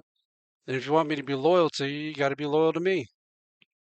I mean, it's reciprocal. It's how it should be. He calls this number. It's 24 hours. When he calls it, we come back with community support people and we do an intake because we don't know what he needs. We're not going to force anything on him. I love it when they make contact. Making contact is good because it shows the impact, right? And no one can ever say, we don't care about what it is we're doing or about the young men in our community. Because I want to tell you, quite honestly, I believe what we face in communities, especially in our black communities all across this country, is almost a genocide. Right. And it doesn't appear that many people care about it, but we do. Nobody cares. More people died last year in Black America than civilians died in the war in Ukraine. Right. And here's what's wild about that. You hear politicians all over the place talk about white supremacy. Right. Being the most dangerous part of what's going on in America. Well, where are they living? Are they not paying attention to what's happening? Do they not even care? They're in their everyone's in their bubble, and if you're not out here exposed to this, you can be naive. Right, 100%. I guess that's why. 100%. So I make enemies when I say stuff like, we have to look inside of our communities and pay attention to what's happening inside of our communities. Everybody gets riled up about a police shooting. Yep. Which happens very... You know, and that's the thing, man, is people will freaking... That's the problem, though, with people, man. People will freaking... you know, they'll play victim, too. Like, I hate that bullshit when you know, oh, well, we can't get ahead because this happened back in the 50s or 60s. It's like, okay, well, we're not in the 50s or 60s, but if you're going to keep playing victim, you're never going to get ahead. You're just not. If you've already set yourself up to say, hey, well, I'm not going to be well off or become rich and famous because, you know, I came from this environment and they're trying to hold us down. You kind of already set yourself up for failure, man. Statistically, very, very, very few or very little of the time. But this doesn't happen just every once in a while. These murders that take place in the inner cities across this country. Yeah, the statistics are crazy, and it's a lot of the young guys. Yep. That's the problem. And so my simple solution, and I've I had this conversation with many people. Look, a lot of 40-year-olds are not going to change their ways, or older. Like, the older you get, the less likely statistically. So you got to go at the kids as much as you can with the resources, with the way. Can it happen? It can. I mean, it can happen, but the likelihood is very slim. Like, I know very few people that are older in their 40s or even their 50s, I'd say even 30s, that ever change. Like, the people that I don't really associate with anymore because of what they were doing or whatever the reason was, they're still, to this day, they're still the same person. Like, they don't learn the lesson. Now, some people do change, but that is very, very rare. That old saying, a leopard never changes his stripes. It's very true. Like I said, that's not all situations, but that's a big majority of them. The people are usually set in their ways. Just like animals, you get a dog that's vicious. Can it be trained? Yeah, it could be. But some dogs just aren't right in the head. And don't matter what kind of training you do, they're going to bite everybody. It's just the way it is. Way out, right? Because, look, in New York City, they actually have more hope if they look at it objectively than the kid in Appalachia. Here's what I mean. You're in Brooklyn or the Bronx, you take that metro into Manhattan, you're working a good job. Maybe you're working at a nice restaurant, you're a young kid, but you're making good money, you're making your own money. Versus those guys out in the middle of nowhere, there's no economy around to go work. That's right. Factories shut down, everything's done. A lot of people need to know that there's... Hey, man. You all right? You good? A lot of people need to know there's the opportunity, they can. It's a mentality. Right.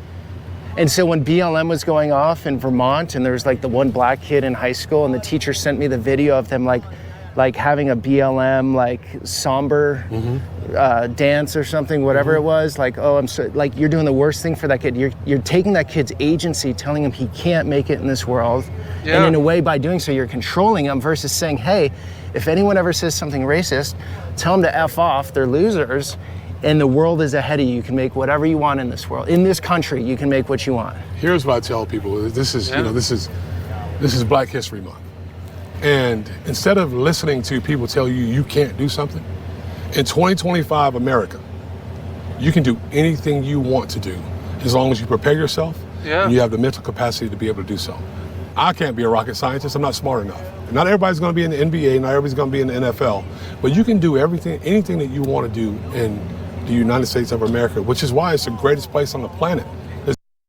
Yeah, you can find a way to make it happen somehow.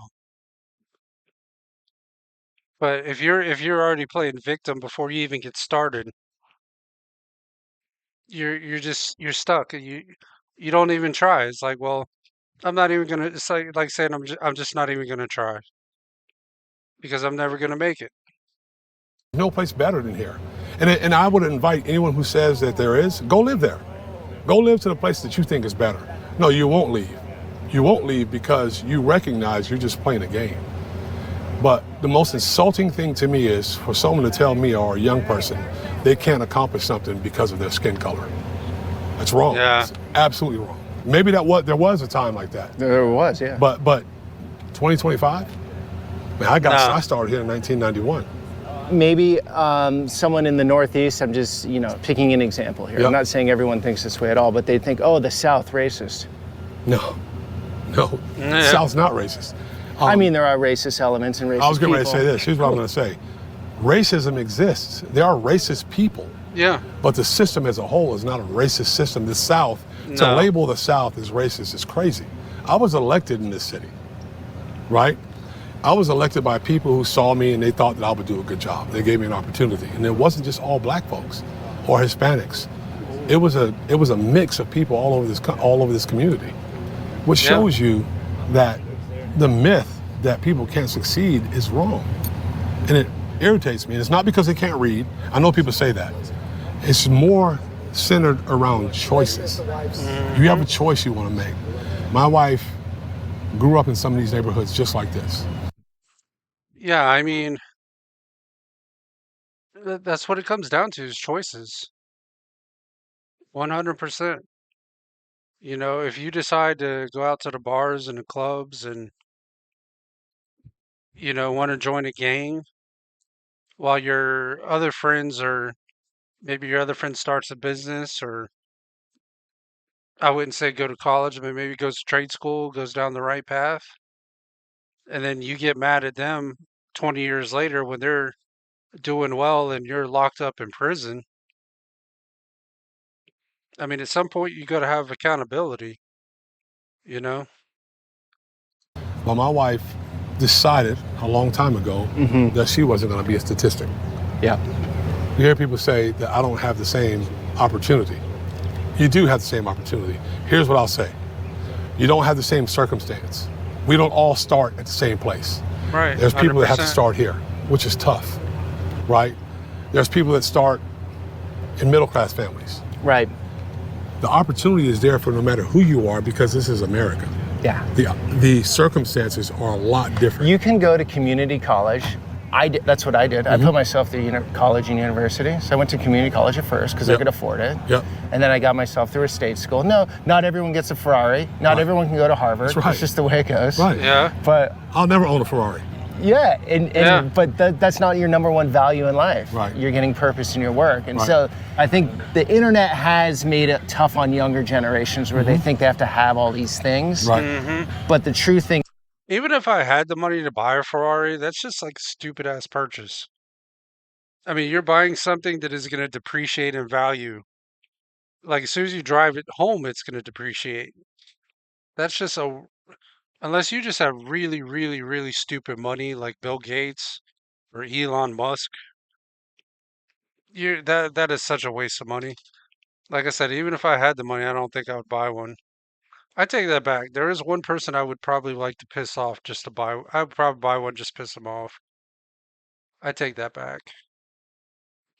But if it wasn't for that one person, I wouldn't buy one. I wouldn't buy it for me, that's for damn sure. But yeah, I'd buy it just for that one person, just piss him off.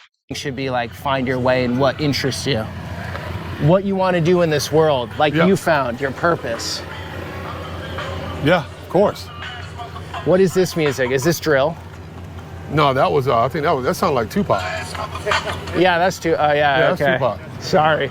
Well, he's got Tupac. a speaker on the outside of his car, which is illegal as all get out.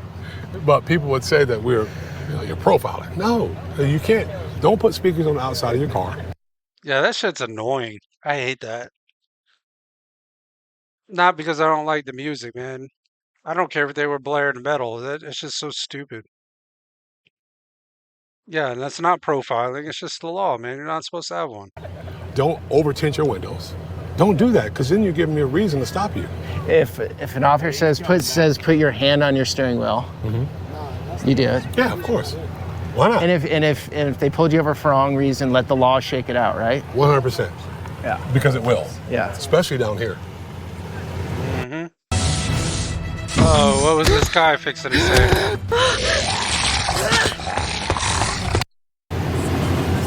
What's up, man? Hey, how you feel to be known to hire more white nationalists than any state?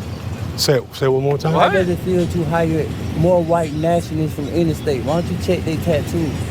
How does it feel to hire more white nationalists? Yes. I don't hire white nationalists. Check their tattoos. Hey, you know this, though? Can I tell you this? What's that? See, that's what I'm fucking saying, dude. That's what I'm fucking saying. Like, these people play like they're victim. Race and color aside, man. Like, why are you hiring more white national? Like, where does that bullshit even come from?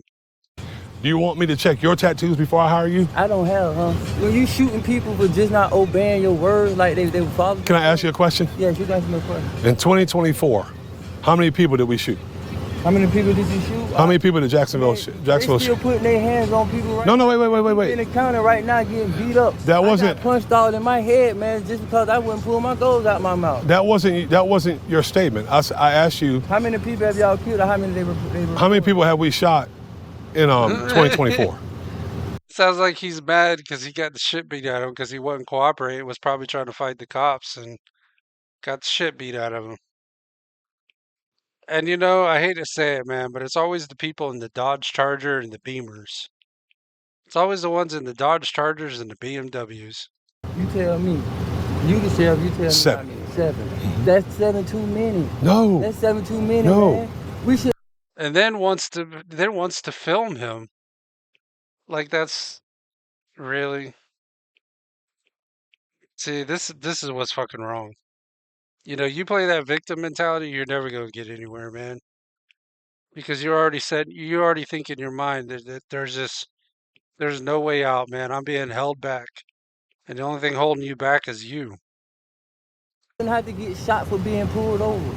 That's we not why have to be shot for being black. you never get shot for being pulled over. Man, most of the time. And you never get shot for being never get shot for being black. Real. Hey, I voted for you. I appreciate I voted for you, man. And then you think this is helping our community? You bringing military. Do you know why we're out here? You bringing military style task. Wait. Do you want to listen or you want to talk? You want to listen or you want to talk? I'm just saying. No, wait. You got. If we're gonna have communication, though. Talk if you don't hear what I'm No, but you gotta have communication. Can I get out? I don't know. I mean no harm. Yeah, come on. I get out. My name Craig. Can I get out? I mean no harm. Yeah, he's probably just filming that for social media or something. I know a lot of your officers know me. Y'all have military style coming in civilian neighborhoods. And for y'all to be talking about y'all helping, y'all don't know nobody's birthdays around here. Y'all don't do nothing for our community besides this, and y'all claiming that it's help. The same people that y'all so-called calling bad is the people that know all the little children birthdays, that supply all the food around here, that pay all the bills, you know.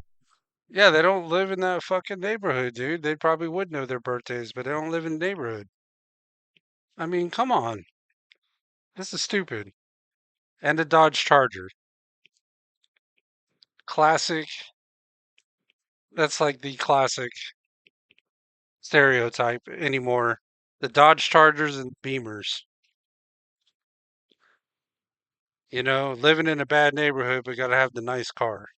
Why? Because we our own little community. We don't ask for help. Y'all don't give us none. Right. We don't get no food stamps. Everything that we do on around here in these houses, we work hard for it the best way we can, because stuff like this messing our records up for life. Stuff that I did at 16 made me a felony for life. What'd you do at 16? It was a gun. I was young. You had a gun charge. I had a gun. Okay. All right. So Stuff like that messed up. Is it my turn? Is it my turn? You can talk now. You talk. Please give me my turn. Okay, you can talk. All right. You know why we came here? There's a young man over there that we recognize has some issues. Right? We didn't come here to arrest him, because if we wanted to arrest him, he came out to talk to us. We just would have arrested him. What we want to do is we want to offer him a way out. Right. But these guys right here, they're here to make sure that these civilians. I'm not saying all police. No, wait. Wait. Okay. You made a bunch of statements, right? Because you got me on video, which I don't mind. Yeah, because for one, my lady tell me the video every time I around y'all, and your people should know that by now. They know me. No, that's fine. Yeah. You talking? That's fine. I don't mind the video. I got to do it with video right there. Yeah. Video's fine. I can't blame him. I'd do the same thing. Because you got to protect yourself, man. Because you can't depend on the body cam. Because you know the some of these. I'm not going to say necessarily it's Jacksonville, and maybe they do, but a lot of the police forces, they'll go back, and if something bad happened, they'll erase that footage. They ain't holding on to that shit. So yeah, I want a recording myself in case they erase it. So I don't blame them for it. So you made a statement. To the sheriff, man. No, that's what I'm saying. Look at this old video. Yeah. So you made a statement there, but you don't even know why we're here. Okay. All right. So we wanted to talk. Why y'all here most of the time? I've been out here for 40 years. Hold on. You talked about today. So today we're here because we're talking to a young man because we want to see him change his life. Because we don't want to see him lose it. Okay. And we don't want to see him locked up in the prison taking system. his jacket off, getting too hot? Well, he don't really have to be, because prison ain't no place where people belong. But you earn prison. No race. You earn prison. You can. Yeah. According by day law. Yeah. Well, it's all laws that we all gotta. It's all laws that we all gotta follow. You can't find nobody around here that's bringing in drugs. You need that. They got a airplane or a ship. Oh, we knocking them off too. You ain't been watching the news? Huh? You ain't been watching the news? No, they showing them not, because we not bringing nobody over here. We've been knocking them off too. We can't afford to bring drugs. We've been knocking them off here in Jacksonville. Somebody bringing it over here. They ain't you look like you're affording pretty nice. It's a nice car. Read my book. My book is on Amazon. It's called Self Therapy. the Kamaya Mobley story. That's, you might have seen that on the movie on Lifetime. But my book just dropped. It's on Amazon. You her daddy? Yes, I'm a daddy. I remember you. Self-therapy. Y'all make sure you read my book. Make sure y'all get that on there. Everybody read my book. It's better than the Lifetime story. I promise you. You know what I'm saying? I'm just trying to, get let you know what's going on around here. I mean, y'all do y'all jobs and all that, but the type of tactics and how these people run up on us with ARs, man, who y'all think y'all got out here, man? We not kill, we don't kill each other and stuff like that. We take care of each other. Why is so aggressive, towards, it's not just the people y'all going at, it's the neighborhood. You know what I'm saying? People fear he must come over here. My wife, mother, and father are pastors, but what they see on the news, they're afraid he must come see their daughters. It's not true. We not like because of the police? By police, but what the news portraying us as, and by the police. We not like that. No. Yeah, he's in that victim mindset, man. But see, that's the problem, man. Is a lot of they get taught this bullshit from their parents, like, oh well, we're not doing well because of this and this. We're being held back because of this and this. Well, if you're already setting yourself up like that to be a victim, you're never gonna break the cycle, man. You're never gonna get out of it. Oh, bro. We human. We just when I tell y'all, we just like y'all. We want to eat. We got kids. We want to feed our kids. We just want to live. We just want to just live. We don't want to be messed with. We don't want to mess with nobody. We're not finna come in no other neighborhood try to take y'all stuff and steal from other people. We not into none of that. We just want to live. All right, do me a favor. If you can help us, no. Here's I'm with it. Here's how you can help me, Mr. Aiken. Okay. Get the dope boys from living around here. Tell them to stop selling dope. Do that for me. Wait, wait. No, wait, hold on. That's not. Yeah, tell them to stop selling dope around here. He's probably one of them. He looks like he's on something right there. And that's funny how he's like, yeah, you're driving this nice car. How are you affording that? That's crazy. No. All right, I tell you what. No. You want? I thought you said we were. I thought you said we were going to talk. We're going to talk. Okay. I do that. This is not your platform. We're having a conversation. Okay. The conversation goes two ways. Yeah. You talk, I talk. You talk, I talk. So it's my turn. Okay. My turn is, you stop jokers from selling dope around here. Well, they've been selling for 40 years because I've been around here for 33 of them. All right, stop that. All right, stop having people call us that need us, because we don't. Calling for what? No. Wait. No. I'm not telling a lie. If people call us. Give them a better way. What's their options? If people call. What's their options? Bunch of options. What is that? What's their options? It's a bunch of options. Can you come and help these people get options? Can you show us a better way? I guarantee you right now, probably if you went to his house, if they went and searched his house, they'd probably find drugs in there. He's probably selling drugs or doing both. And then again, I could be wrong, but he looks like he almost looks like he's high as shit. Can you come help? Man, this is 2025 America. Come on, man, but that means nothing. We still live it means everything. Law. No, you ain't. Man, you still in the same Constitution that they wrote a long time ago. Check this out.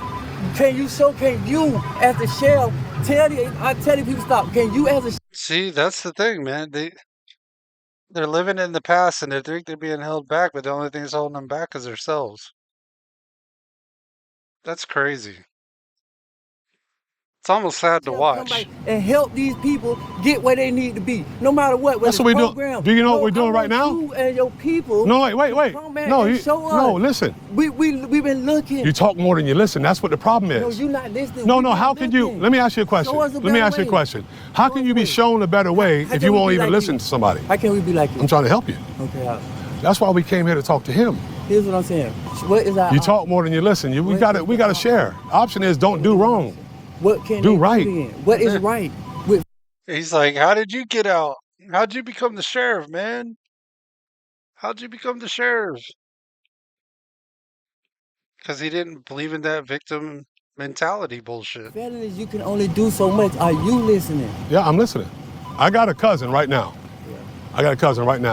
Went to federal prison for drugs. Tell some of these boys get felonies. You gonna listen? You gonna listen to me, or you gonna just keep over talking me?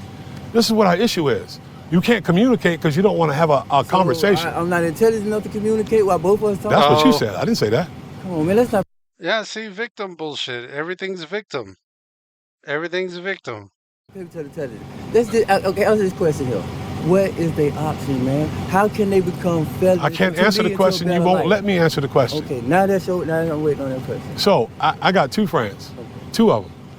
One's a cousin, one's a friend. One went to prison for second-degree murder. He's out. Guess what? He owns a Zaxby's. He owns it. Second person went to federal prison for selling drugs. He owns a business and he's building houses. So it's possible. But you have to be willing. You have to be willing to take somebody, because I told you we came here to talk to a young man over here about some issues that he's having, not to put him in jail, right? And we've done this over 1,000 times in 10 years. But the biggest thing for me is tell young people that they can make it. Don't tell them that the system is against them, because it's not. We always keep up talk our kids up. What can they do to make a better life? I just told you. I'm talking to you about it. Okay, well, it's a pleasure to meet you, my brother. To everybody, no disrespect. You know what I'm saying? Sometimes y'all have to know the other side, man. You got to know the other side. Ain't nobody. You asked me a question. Yeah. I'm trying to give you the answers, but it's hard for you to listen to the answers. Because you know why? Why? Because they don't line up with what you want to believe. No, man, 100%. I know the stuff that you're talking about. It ain't helping us, man. This ain't. You think this is good. Help? That's nothing, man. Yes, it's plenty. Man, you got generations of, man, you're going at it the wrong way, man. No, I'm not. You are. That's not you're going at it the wrong way. Here's what you do then. Feed the people, man. They won't do the crap. Here's what you do. You want to get rid of it. Here's what you do. It's always somebody going to come up behind them. Here's what you do. Not listening. I'm listening. The people. They take them fathers still to be here. Feed the people, man. The father gotta get out them streets. Feed them, man. Gotta get out the streets, bro. Throw them a bone, man. They won't do it. You gotta get out the streets. You gotta get out the streets. You think you're gonna stop generation and planes? Hey, if you know that you're gonna go to prison if you get caught doing something, when it comes then to don't do it. Family, they don't care. Yeah. That's not how you feed your family. If you stop it here, they're gonna go where you stay at to get that money. You're not listening. Sorry. Feed the people. I'm listening. You'll stop it all. You'll stop the drugs, all that. You feed the people, you'll be a hero. No, I need you to be. Here's what I need you to be. Ghetto, and you'll be a hero for stopping the drugs. I need you to be. I need you to be an inspiration to the younger generation. I do this all day long. No, but you're talking to them about the wrong stuff. Man, I'm not gonna tell them nothing. Especially nobody ain't getting nothing. All right, appreciate you, man. Good talk. New offer just dropped. Boy. You in? New bonus bets? I'm in. That victim mindset, man, hold you back. Sucks you have to work on a Sunday. Does it though? How about dogs? Okay. That shit will hold you back. What do you think was in there? Our tough saying. Crack. Never a dull moment, man. Hey, that's what it is. You said that they gotta continue to sell drugs to eat. Yeah, he doesn't want to hear anything else. You No. know how many times I've heard that same story? Bunch. So he's going victimhood narrative. Yeah, 100%. He's living in victim role. Yeah. It's all our fault. The government, the Constitution, the same Constitution that kept us in slavery. That's what he said. So the solution to this, there's no easy solution. No easy solution. But I think you take one hood in America, you drop in the resources. Money alone doesn't do it at all. Because if someone's not working midday on a Tuesday and you give them money, they just buy more alcohol and get nicer cars.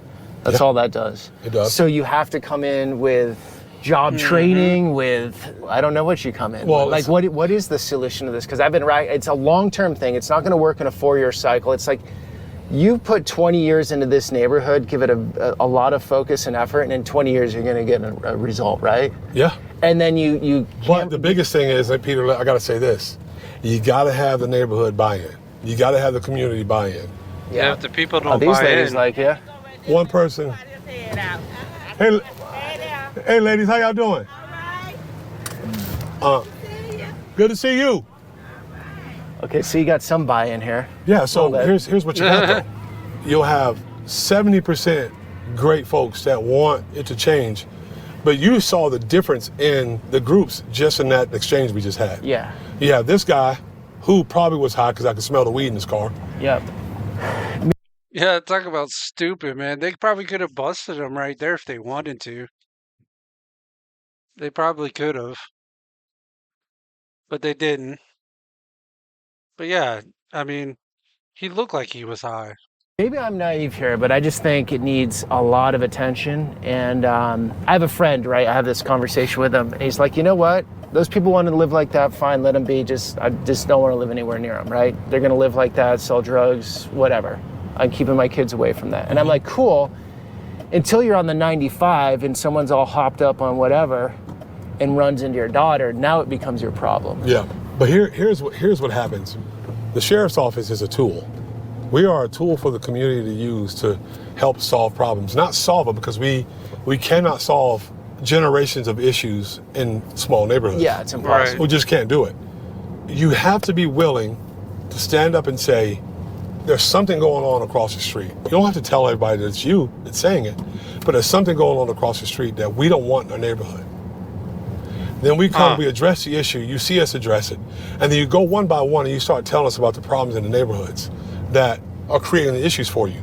And we clean those issues up. And the more you do that, the more people realize that you won't tolerate certain things in your communities.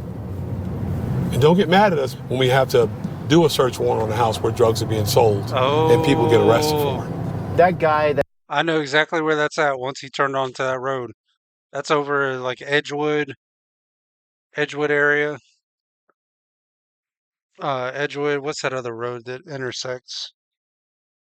I think Moncrief might be over in that area. But yeah, that's a bad area. You talked to for a while. He'll say the officer was beefing with me and blah, blah, blah. He'll probably call it, because they all know who I am. He'll probably put it on Facebook and he'll probably put some expletives in it and say that the Uncle Tom thing gets thrown on about me a lot. You know, he'll probably say something about like that. And, he calls you Uncle Tom? Well, everybody does. A lot of people do. Sheriff's office, running for sheriff's, it's a partisan race. I'm a conservative. I'm a Republican. You're not supposed to be that. I'll tell you another story. The city of Jacksonville. Yeah. You're not supposed to be a Republican sheriff No. here? I'm not supposed to be a Republican and be black. Yeah, but this last election, more blacks voted for the Republican Party than in a long time. Yep. Listen to this. Yesterday, they had a Black History event, Black History Month event. The city of Jacksonville did. I'm only the second elected black sheriff in the history of the city. Wow. I didn't get invited. I didn't know that. What does that tell you? That tells you that we love you if you toe the party line, if you do what you're expected to do. Okay, what's the story with this guy? This guy's a gang member from 21st Dang, that's Out. crazy. He's out of prison and he wants to try to do right. He got a lot of pictures of him on social media with guns. He's got a pretty lengthy criminal record. They must have made contact.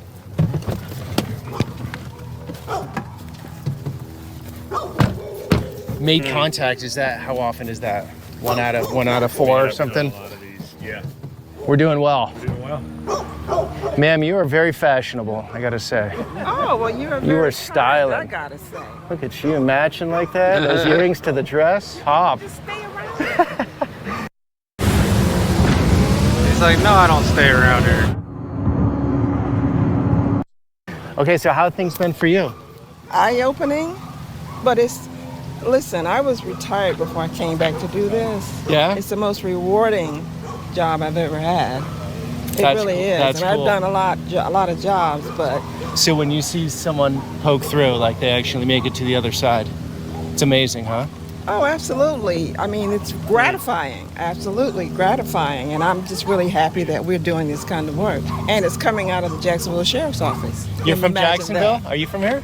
I grew up here, so yeah, Cool. I would Cool. say that, yeah. You know what I love about you guys? I've never been up to this part of Florida. There's like that old world southern charm. People are very friendly. It's not down like that down there? Look, they say the more south you go, the more north it gets. Yeah. More of the northeasterners coming down snow. I don't know, man. I run into a lot of dickheads around here.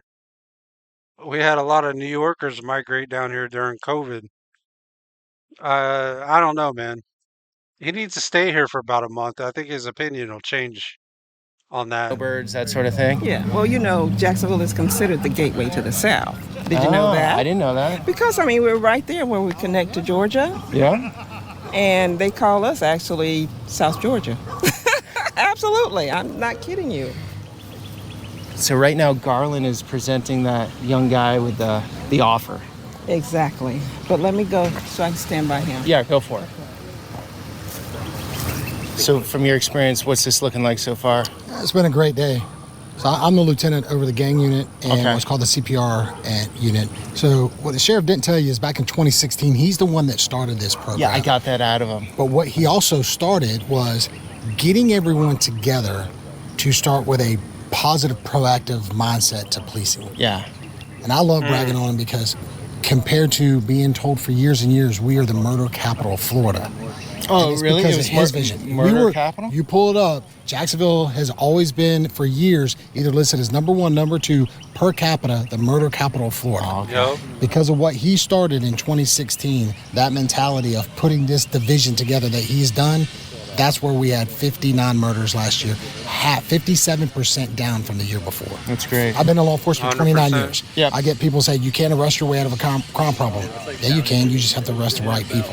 One of the things that he made sure that we did is getting in his communities and not going out and just giving everyone tickets and putting everybody in jail for those minor offenses. Yeah. Concentrate on the people that are actually hurting the communities. And that's the message that he put out. And all of us have adopted it. And it's been absolutely amazing. So hopefully with this intervention, that kid, he doesn't take the action of killing someone in the future or something and Correct. He changes also the course of his understands life. it can come out like the last gentleman was like, hey, we need help.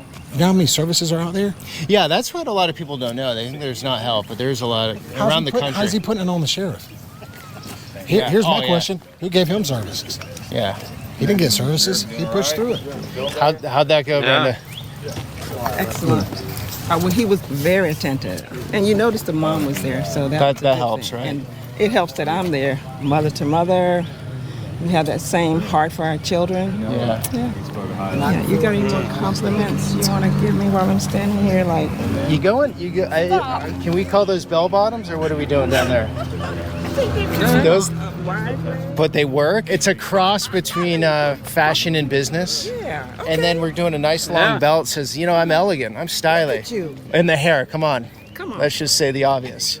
That's fire. You can't leave. I'm gonna lock you up so you can provide this kind of energy for us. All right. I'm loving it. Is she hitting on him?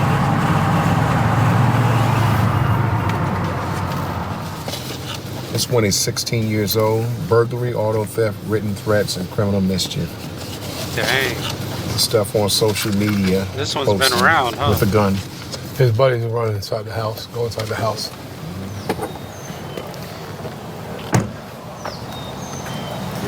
He's Yeah. a juvenile, so we don't have a parent to be able to speak with him. Oh, yeah. He said that his mom's at the store. Okay. He's down with his friends down here. He lives a couple of houses down. He's got an audience now because he's got a couple of his friends. So now it's just, to be able to get to that person, it's a better one-on-one. When there's an audience, the bravado comes out. So then it becomes a joke. It doesn't become, you're not listening. You're just wanting to show out.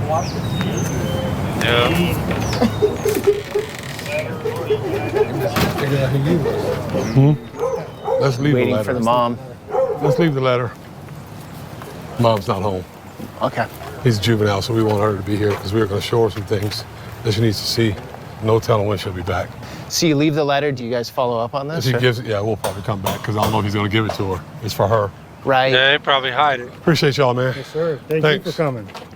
Thank you for coming. Thank you, sir. Thanks for the hard work. Rob, Thank you, boss. Always a pleasure. Yes, sir. I've never seen you before. Good to see you, man. Yes, sir. Who else? Did I get you already? Yes, sir. I'll take another. Appreciate y'all, man. Hey, y'all keep it up. Stay safe. 6 block. 6 block cannot function. Yes, sir. Ever. So don't let them. Yes, sir. All right? Because little Breon, then they got to That's who it is. 6 block. Remember I was telling y'all earlier it was KTA? It's KTA and 6 block. shoot out yesterday? Day before yesterday? Day before yesterday. Yeah, we got to cut them out. So let's put the pressure on them cats. All right? Y'all need anything, let me know. We can get it done. All right? Appreciate y'all. Thank you. Y'all be safe. All right, you too. Thank you. It's crazy seeing them go to the neighborhoods that we all knew and kind of sketchy to begin with. So it's tough, though. These guys, I mean, how are they going to... And they're doing nothing but selling drugs and drinking. Yep.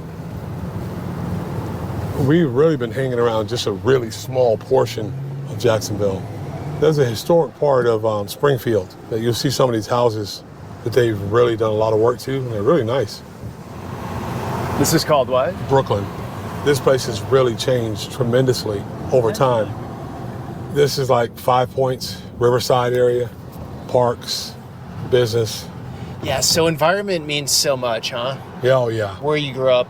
Like anyone can make it, but it does help to be in the better starting gate for sure.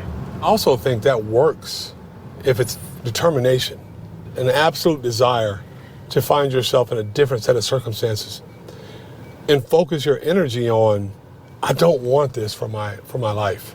Yeah. And this is I learned this from my wife. I don't want this for my life. Well, I don't want for this to be my norm. Yeah. And your wife broke through. Oh yeah, and see that should be the message, right? The message should be more focused on your ability to make it. Yeah, that's now the 5 she is the Points director area of investigators at the state attorney's office. Okay. My wife spent probably 10 years buying drugs undercover and narcotics for GSO. She's very good at it. It's a new park. Oh, look at that. Nice. So they're really putting in a big effort to get people down here. Yeah. It's a river walk. Yeah, they got to revitalize downtown, man. When did Jacksonville start turning around a bit? It's always been a great place. It's just a place that not many people know about. And then when you hear about it, this is what used to frustrate me about our local media. Like, there was a celebration when we crossed 100 homicides in Jacksonville. It's like they were celebrating. And I'm like, why do you consistently want to destroy the reputation of such a great place? They can't call us murder capital Florida anymore. Who's taking that title now? I don't know. I don't even look now. I just want to make sure it's not us. Yeah, 100%. So basically, I told our 911 dispatch just to call me today with anything. Well, unfortunately, a shooting just came in an area known for violence and drug activity. It's early on, but looks like potentially 23 rounds fired. Dang. So a lot of gunfire, some stray bullets out there. At least one person's shot right now. So obviously, it's That's all hands on crazy. deck going to that. 23 shots, and I bet you nobody got hit.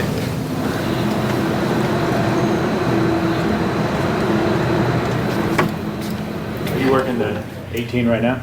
Yes, we possibly have it on camera, and then we have the suspect. They immediately put out the suspect. See, I think this is the part I was telling you all about. I think this is the room where they have like cameras on the corners or in certain, and then they also have the box up there that can detect the gunshots and gives them the general area of where it came from. Vehicle on day shift. It crashed out not far from the 18. They have them in custody. We're kind of working now because obviously a lot of times when one person starts shooting, a bunch of people start shooting. Yeah. So there's a couple other shooters that we're trying to figure out where they went now. You okay with me recording all this? Right? Yeah, we're good. So the call is going to come in on the screen for us. Our gunshot detection system, ShotSpotter, is what's going to be alerting us first that we had an incident. Yeah. And we got 18. See, they got them things all over the freaking city.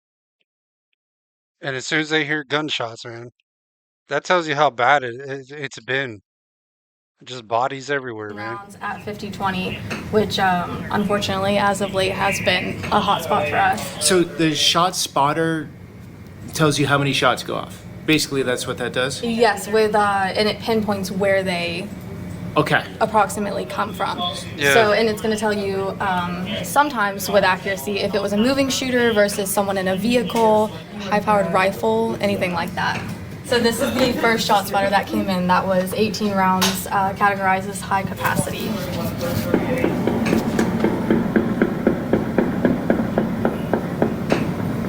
Yep, you can hear. And then the next one's going to be 5 rounds. So that one indicates to me that's a little... This is not really my area of expertise, but kind of. See, and I be hearing that shit all the time, man. I be hearing gunshots all the freaking time, yo.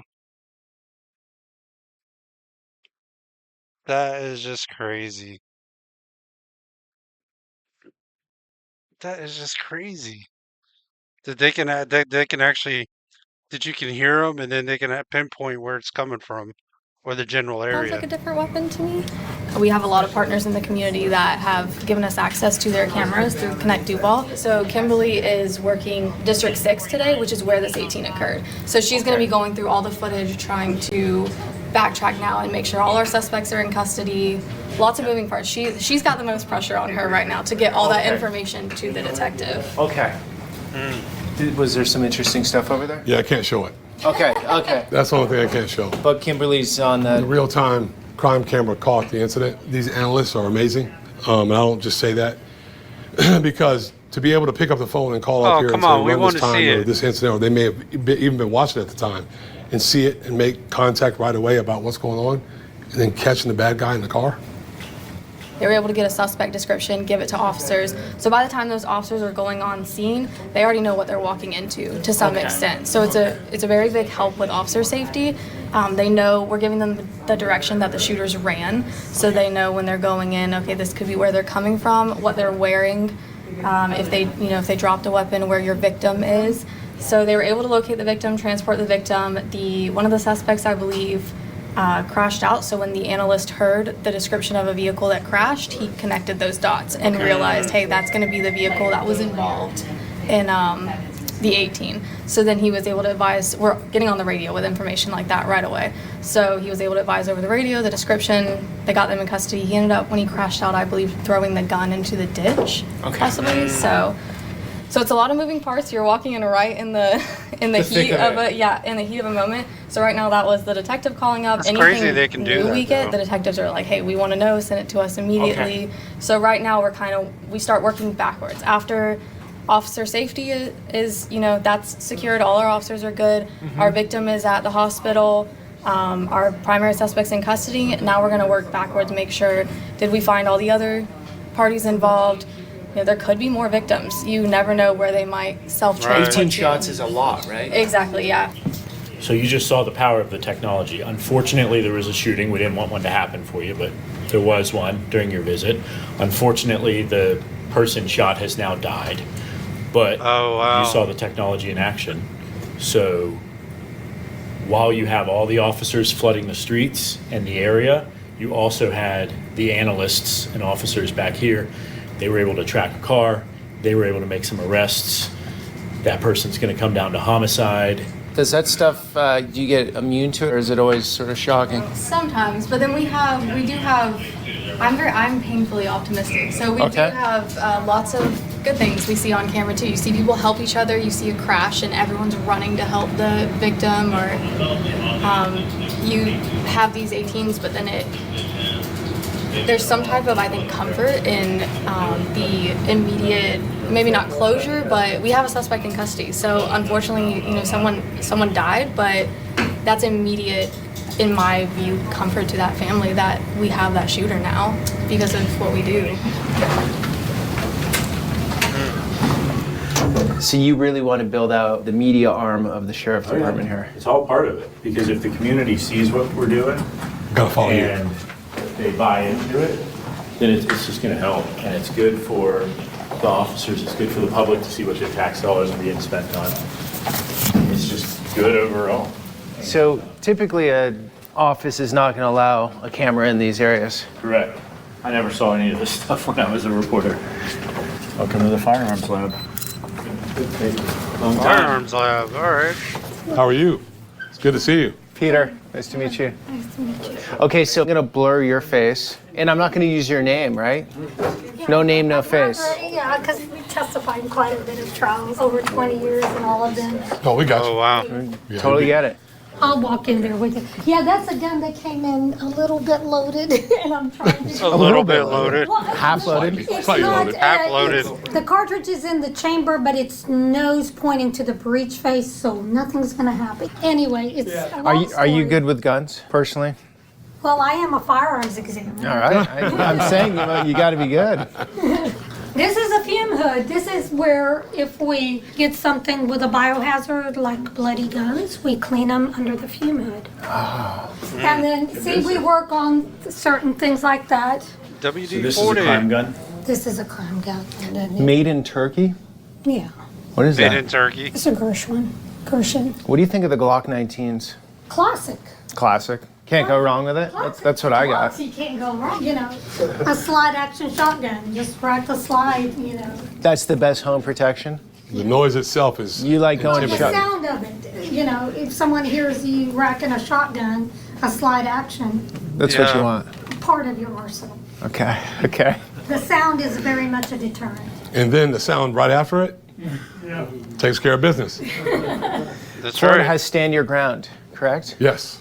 Yes. So an intruder comes in, it's a life-threatening event, you can shoot them. There's no duty to retreat. You have the right to defend your house, your family, from someone that wants to do you harm. They come onto your 100%. lawn. No, I wouldn't do the lawn unless they're coming onto your lawn with bad intentions, like if they're maybe holding an AK or something. Then take care of business. Break in your home, it's always going to be in the homeowner's Yep. benefit. Okay. And Yeah, this is 100%. That's the way it should be. Common laboratory. sense. We use a comparison microscope here, which is for triaging. We examine cartridge cases. What you get today? All those casings will come in here? Is that how that works? They'll come in. The firearms lab will then look at all this different calibers, see if they come from the same gun or different guns, separate them out, put them through NIBIN, and see if they match to any other shootings in the region. Okay, NIBIN, what is that? That is the National Integrated Ballistic Information Network. Yes, sir. Okay, so not nationwide. It is nationwide. Yes. Gotcha. Worldwide. It is actually worldwide, yes. Worldwide. Yes. Okay. And it links up crimes that you would never have any idea that were linked together. Okay. We may get a shooting on one side of town with a guy driving a white car leaving the scene, and we might have another shooting, on the other side of town, and a guy's in a red car, but guess what? Those casings match from those scenes, so now you have two different suspect vehicles, or even two different descriptions of people that you would have no idea that those two are related. Or you traffic stop on an individual, he has a gun on him and he's prohibited from carrying that gun. The gun will come here, that gun will be test fired, and then you will see we've had guns come back to murders, aggravated batteries, robberies, just on a simple traffic stop. And then you have a very good place to start, because that gun came off of you, it comes off of your waistband, so you have a lot of explaining to do at that point of why is this gun used in a murder. What's amazing about all this, because we're making it harder and harder for you to commit crimes and get away with it. I would advise you, if that's what you want to do, don't come to Jacksonville and do it. We want to rid society of you, actually. Yeah, they'll kill you. Come to Florida, they'll kill you, or they'll deport your ass out of Florida. They don't play down here. You were saying you have a breakthrough in another big case. Yep. They brought one over. He ended up confessing and telling who else was involved in the murder of 7-year-old Breon. That is a huge, huge relief. Has that been a long, ongoing case, or? It's been three weeks, a month. Someone killed a 7-year-old? 7-year-old, yeah. Why? Because they're cruel animals who don't care about the life of a 7-year-old who was walking with another kid who was not a kid, but a young man who was the actual target. So instead of them holding up and waiting to get him alone, or not doing it at all, they decided to open fire, killing a 7-year-old child. 7-year-old child, damn. So what's going to happen? That's life sentence? It could be. That's a good chance that could be a first-degree murder. If that's a first-degree murder, they stand the chance of getting the death penalty. That's completely up to the prosecutor, Melissa Nelson. No pressure in that job, huh? She handles it well, though. Hey, how about doing some work? How do we do that? Hi. This is my chief of patrol support. So helicopters, dogs, horses, she runs all that. You have horses here? Yeah, pretty big horses. It's a big operation. A lot goes on here. Well, a lot that's more than funny. people know. Because if they got horses, I've never seen them. Where the hell are they running around at? He's this way, sir. Is that way? Yes, sir.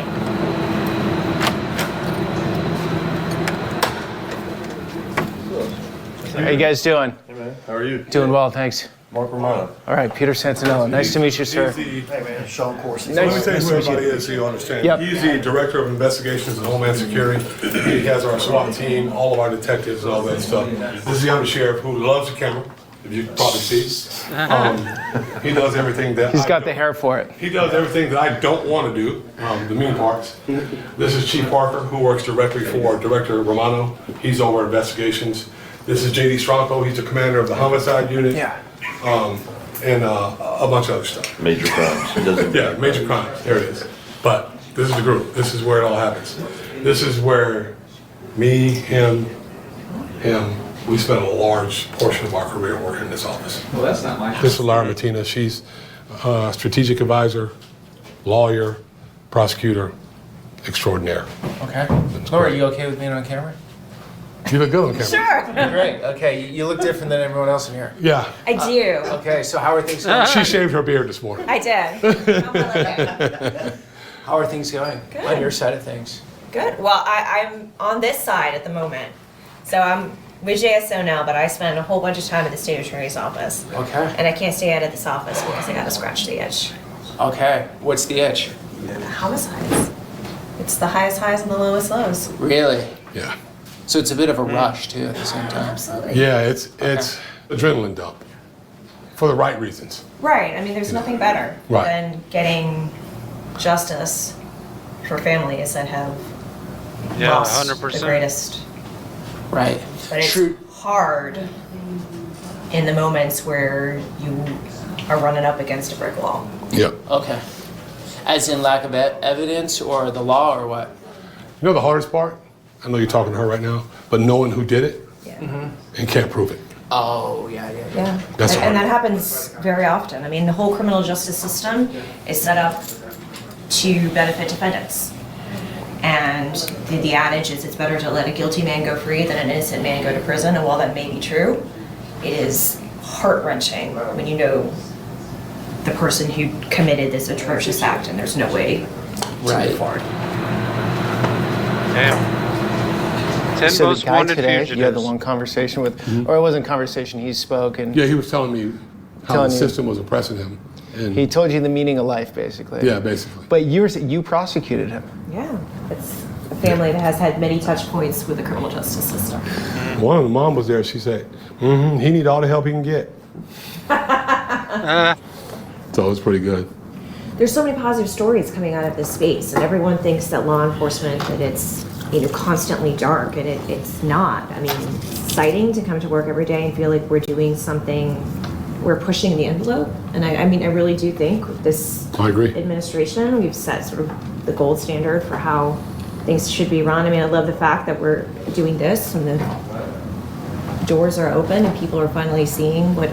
Yeah. I mean, honestly, It's what important. has been. So, because if what you has don't, been done? I mean, if you don't tell your story, someone else will. Right. That's what's been going on. Or just See, I learned that a long time ago.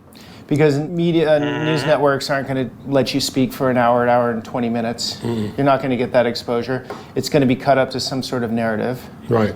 They're going to come with a preconceived narrative, whatever that is. They have to fill that story. Yep. I showed up today with the narrative is let's learn something. And you know, I'll tell you how it's been. So you know how when we walked in a real-time crime center, no knock to them. They're shocked and they're scared.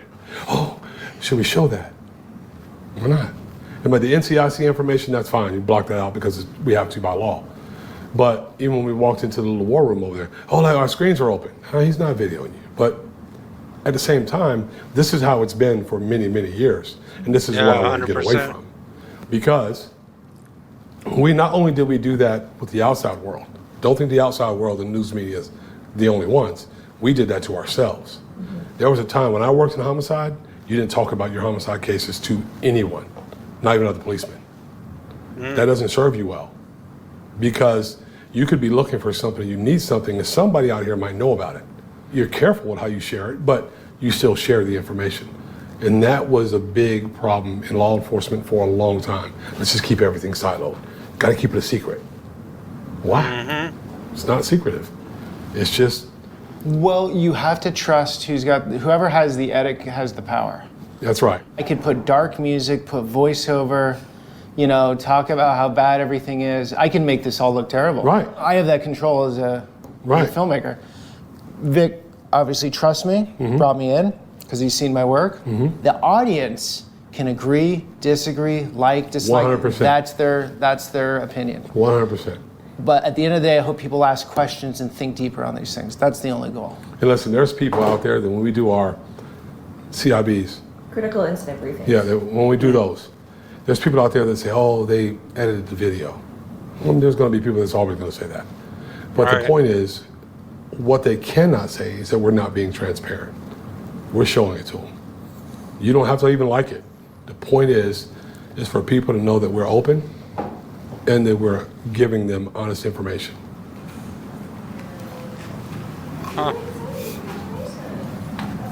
This is you in your young days. That's me when I was a youngster and my bride. Garland's a character, huh? I like this shot here. That's a classic. That's funny. So that guy is Brian Key.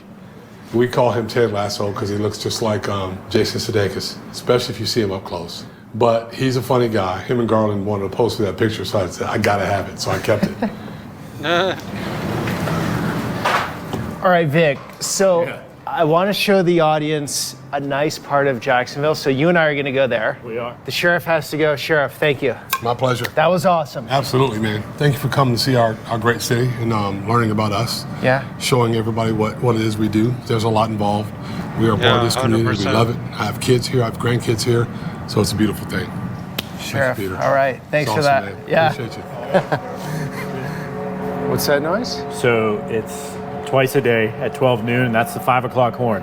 So old school, when people didn't have clocks or watches or anything, that's when all the workers downtown would get out.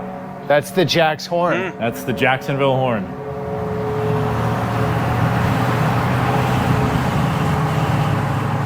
Oh, that's crazy. I have a horn to get out.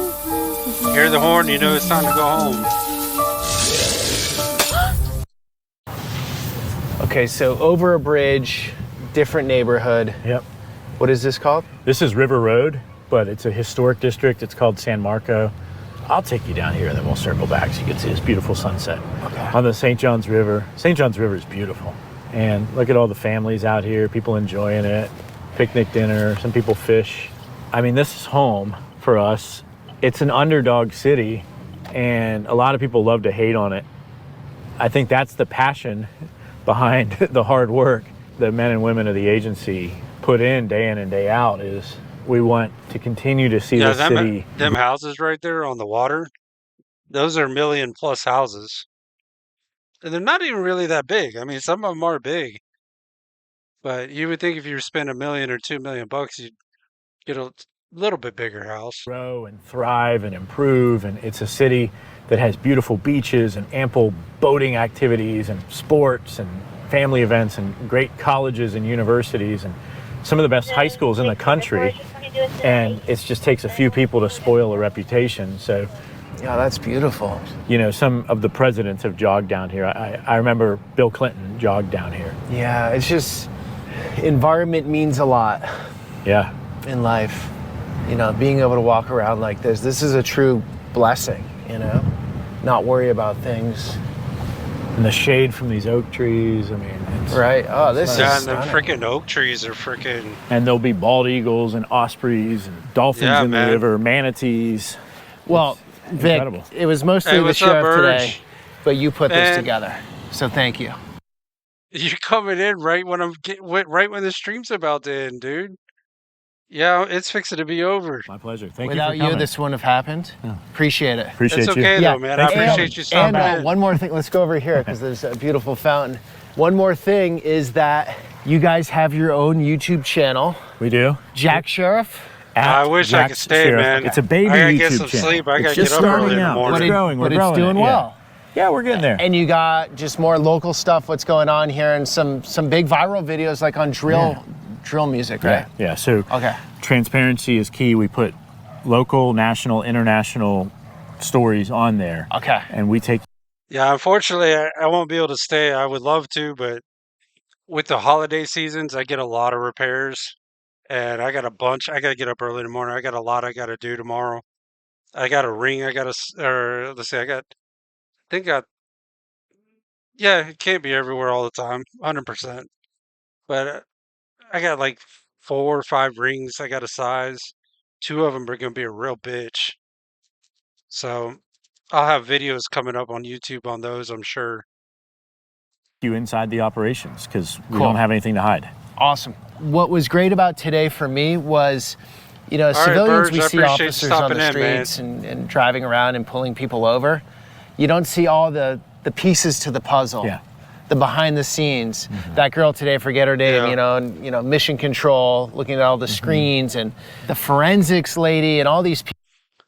Yeah, see, I know that area very well. Them houses right there, those are like, I think they go for like 2 million because they're on the water. People that, you know, bring their skills together to do what you guys do Yeah. to keep society so, you know. A pimple popper stream. Holy shit, dude. I don't know, I could. It's much better off than if you weren't there. So it was great to see all the pieces to the puzzle come together. You saw a lot. Yeah, saw a lot. You saw more than I'd probably say anybody's seen. Well, at least with us. So you've seen a lot. And Now the everybody audience gets to has see it too. Guys, thank you for coming on that journey. It's part of a larger Florida series, and I'm taking all different angles and perspectives on this state. Yeah. It's one of those big states, 23 million people, a lot of stories. So lots of stories. You know, it's crazy to see the sheriff's office in my town, man. I learned a bunch of new shit. Like, first of all, I didn't even know they had horses. Like, I've been here my whole life. I haven't seen a horse one. I didn't know we had cops on horses. Where the hell are they at? Never seen them. But anyway, guys, I appreciate y'all tuning in, man. I appreciate Burge coming in. Uh, appreciate everybody, man. Appreciate Christy, Tyler, Burge, Parades. Yeah. Maybe. No, apparently we got cops on horses. I didn't even know we had them. I had no idea. Never seen them. Apparently they're downtown somewhere. Only thing I ever see downtown is homeless people. Not that I'm shitting on them. But yeah, man. I appreciate everybody tuning in, though. Appreciate Bird stopping by. Appreciate Tyler, Christy, everybody on Rumble, man. Appreciate you guys. But I'm going to try to be back here tomorrow. I know I haven't streamed the last 2 nights. Um, It's just been busy, man, with the holidays. That's usually when I get busy with repairs and stuff. Guess you stay out of trouble when they're not being around you. Yeah, I'm not trying to get arrested and on a horse ride or get a horse ride to jail. I think a cop car is bad enough, but then to get taken on a horse, that's kind of fucked up. I'm not really on board with that one. Yeah. Or a bicycle cop. You know, I've always wondered that. Like, how are bicycle cops arresting people? How do you take them down to the jail? Like, get them on the handlebars and let them ride? It's so crazy. But anyways, I appreciate you stopping in, Burge. I'm gonna call it a night. I'm gonna try to be back here tomorrow between five and I want to say 5 and 8 Eastern time, assuming assuming that I get these repairs done. If I don't get these repairs done, uh, it's gonna be a long day. Then I might not stream, but hopefully I'll be here between 5 and 8. They call for the paddy wagon. Yeah. Yep. All right, guys. I appreciate y'all tuning in. I'll see you guys tomorrow. If you want to hang around, jam out of some metal with me, you're more than welcome to. Otherwise, I'll see you guys tomorrow. Take care, y'all.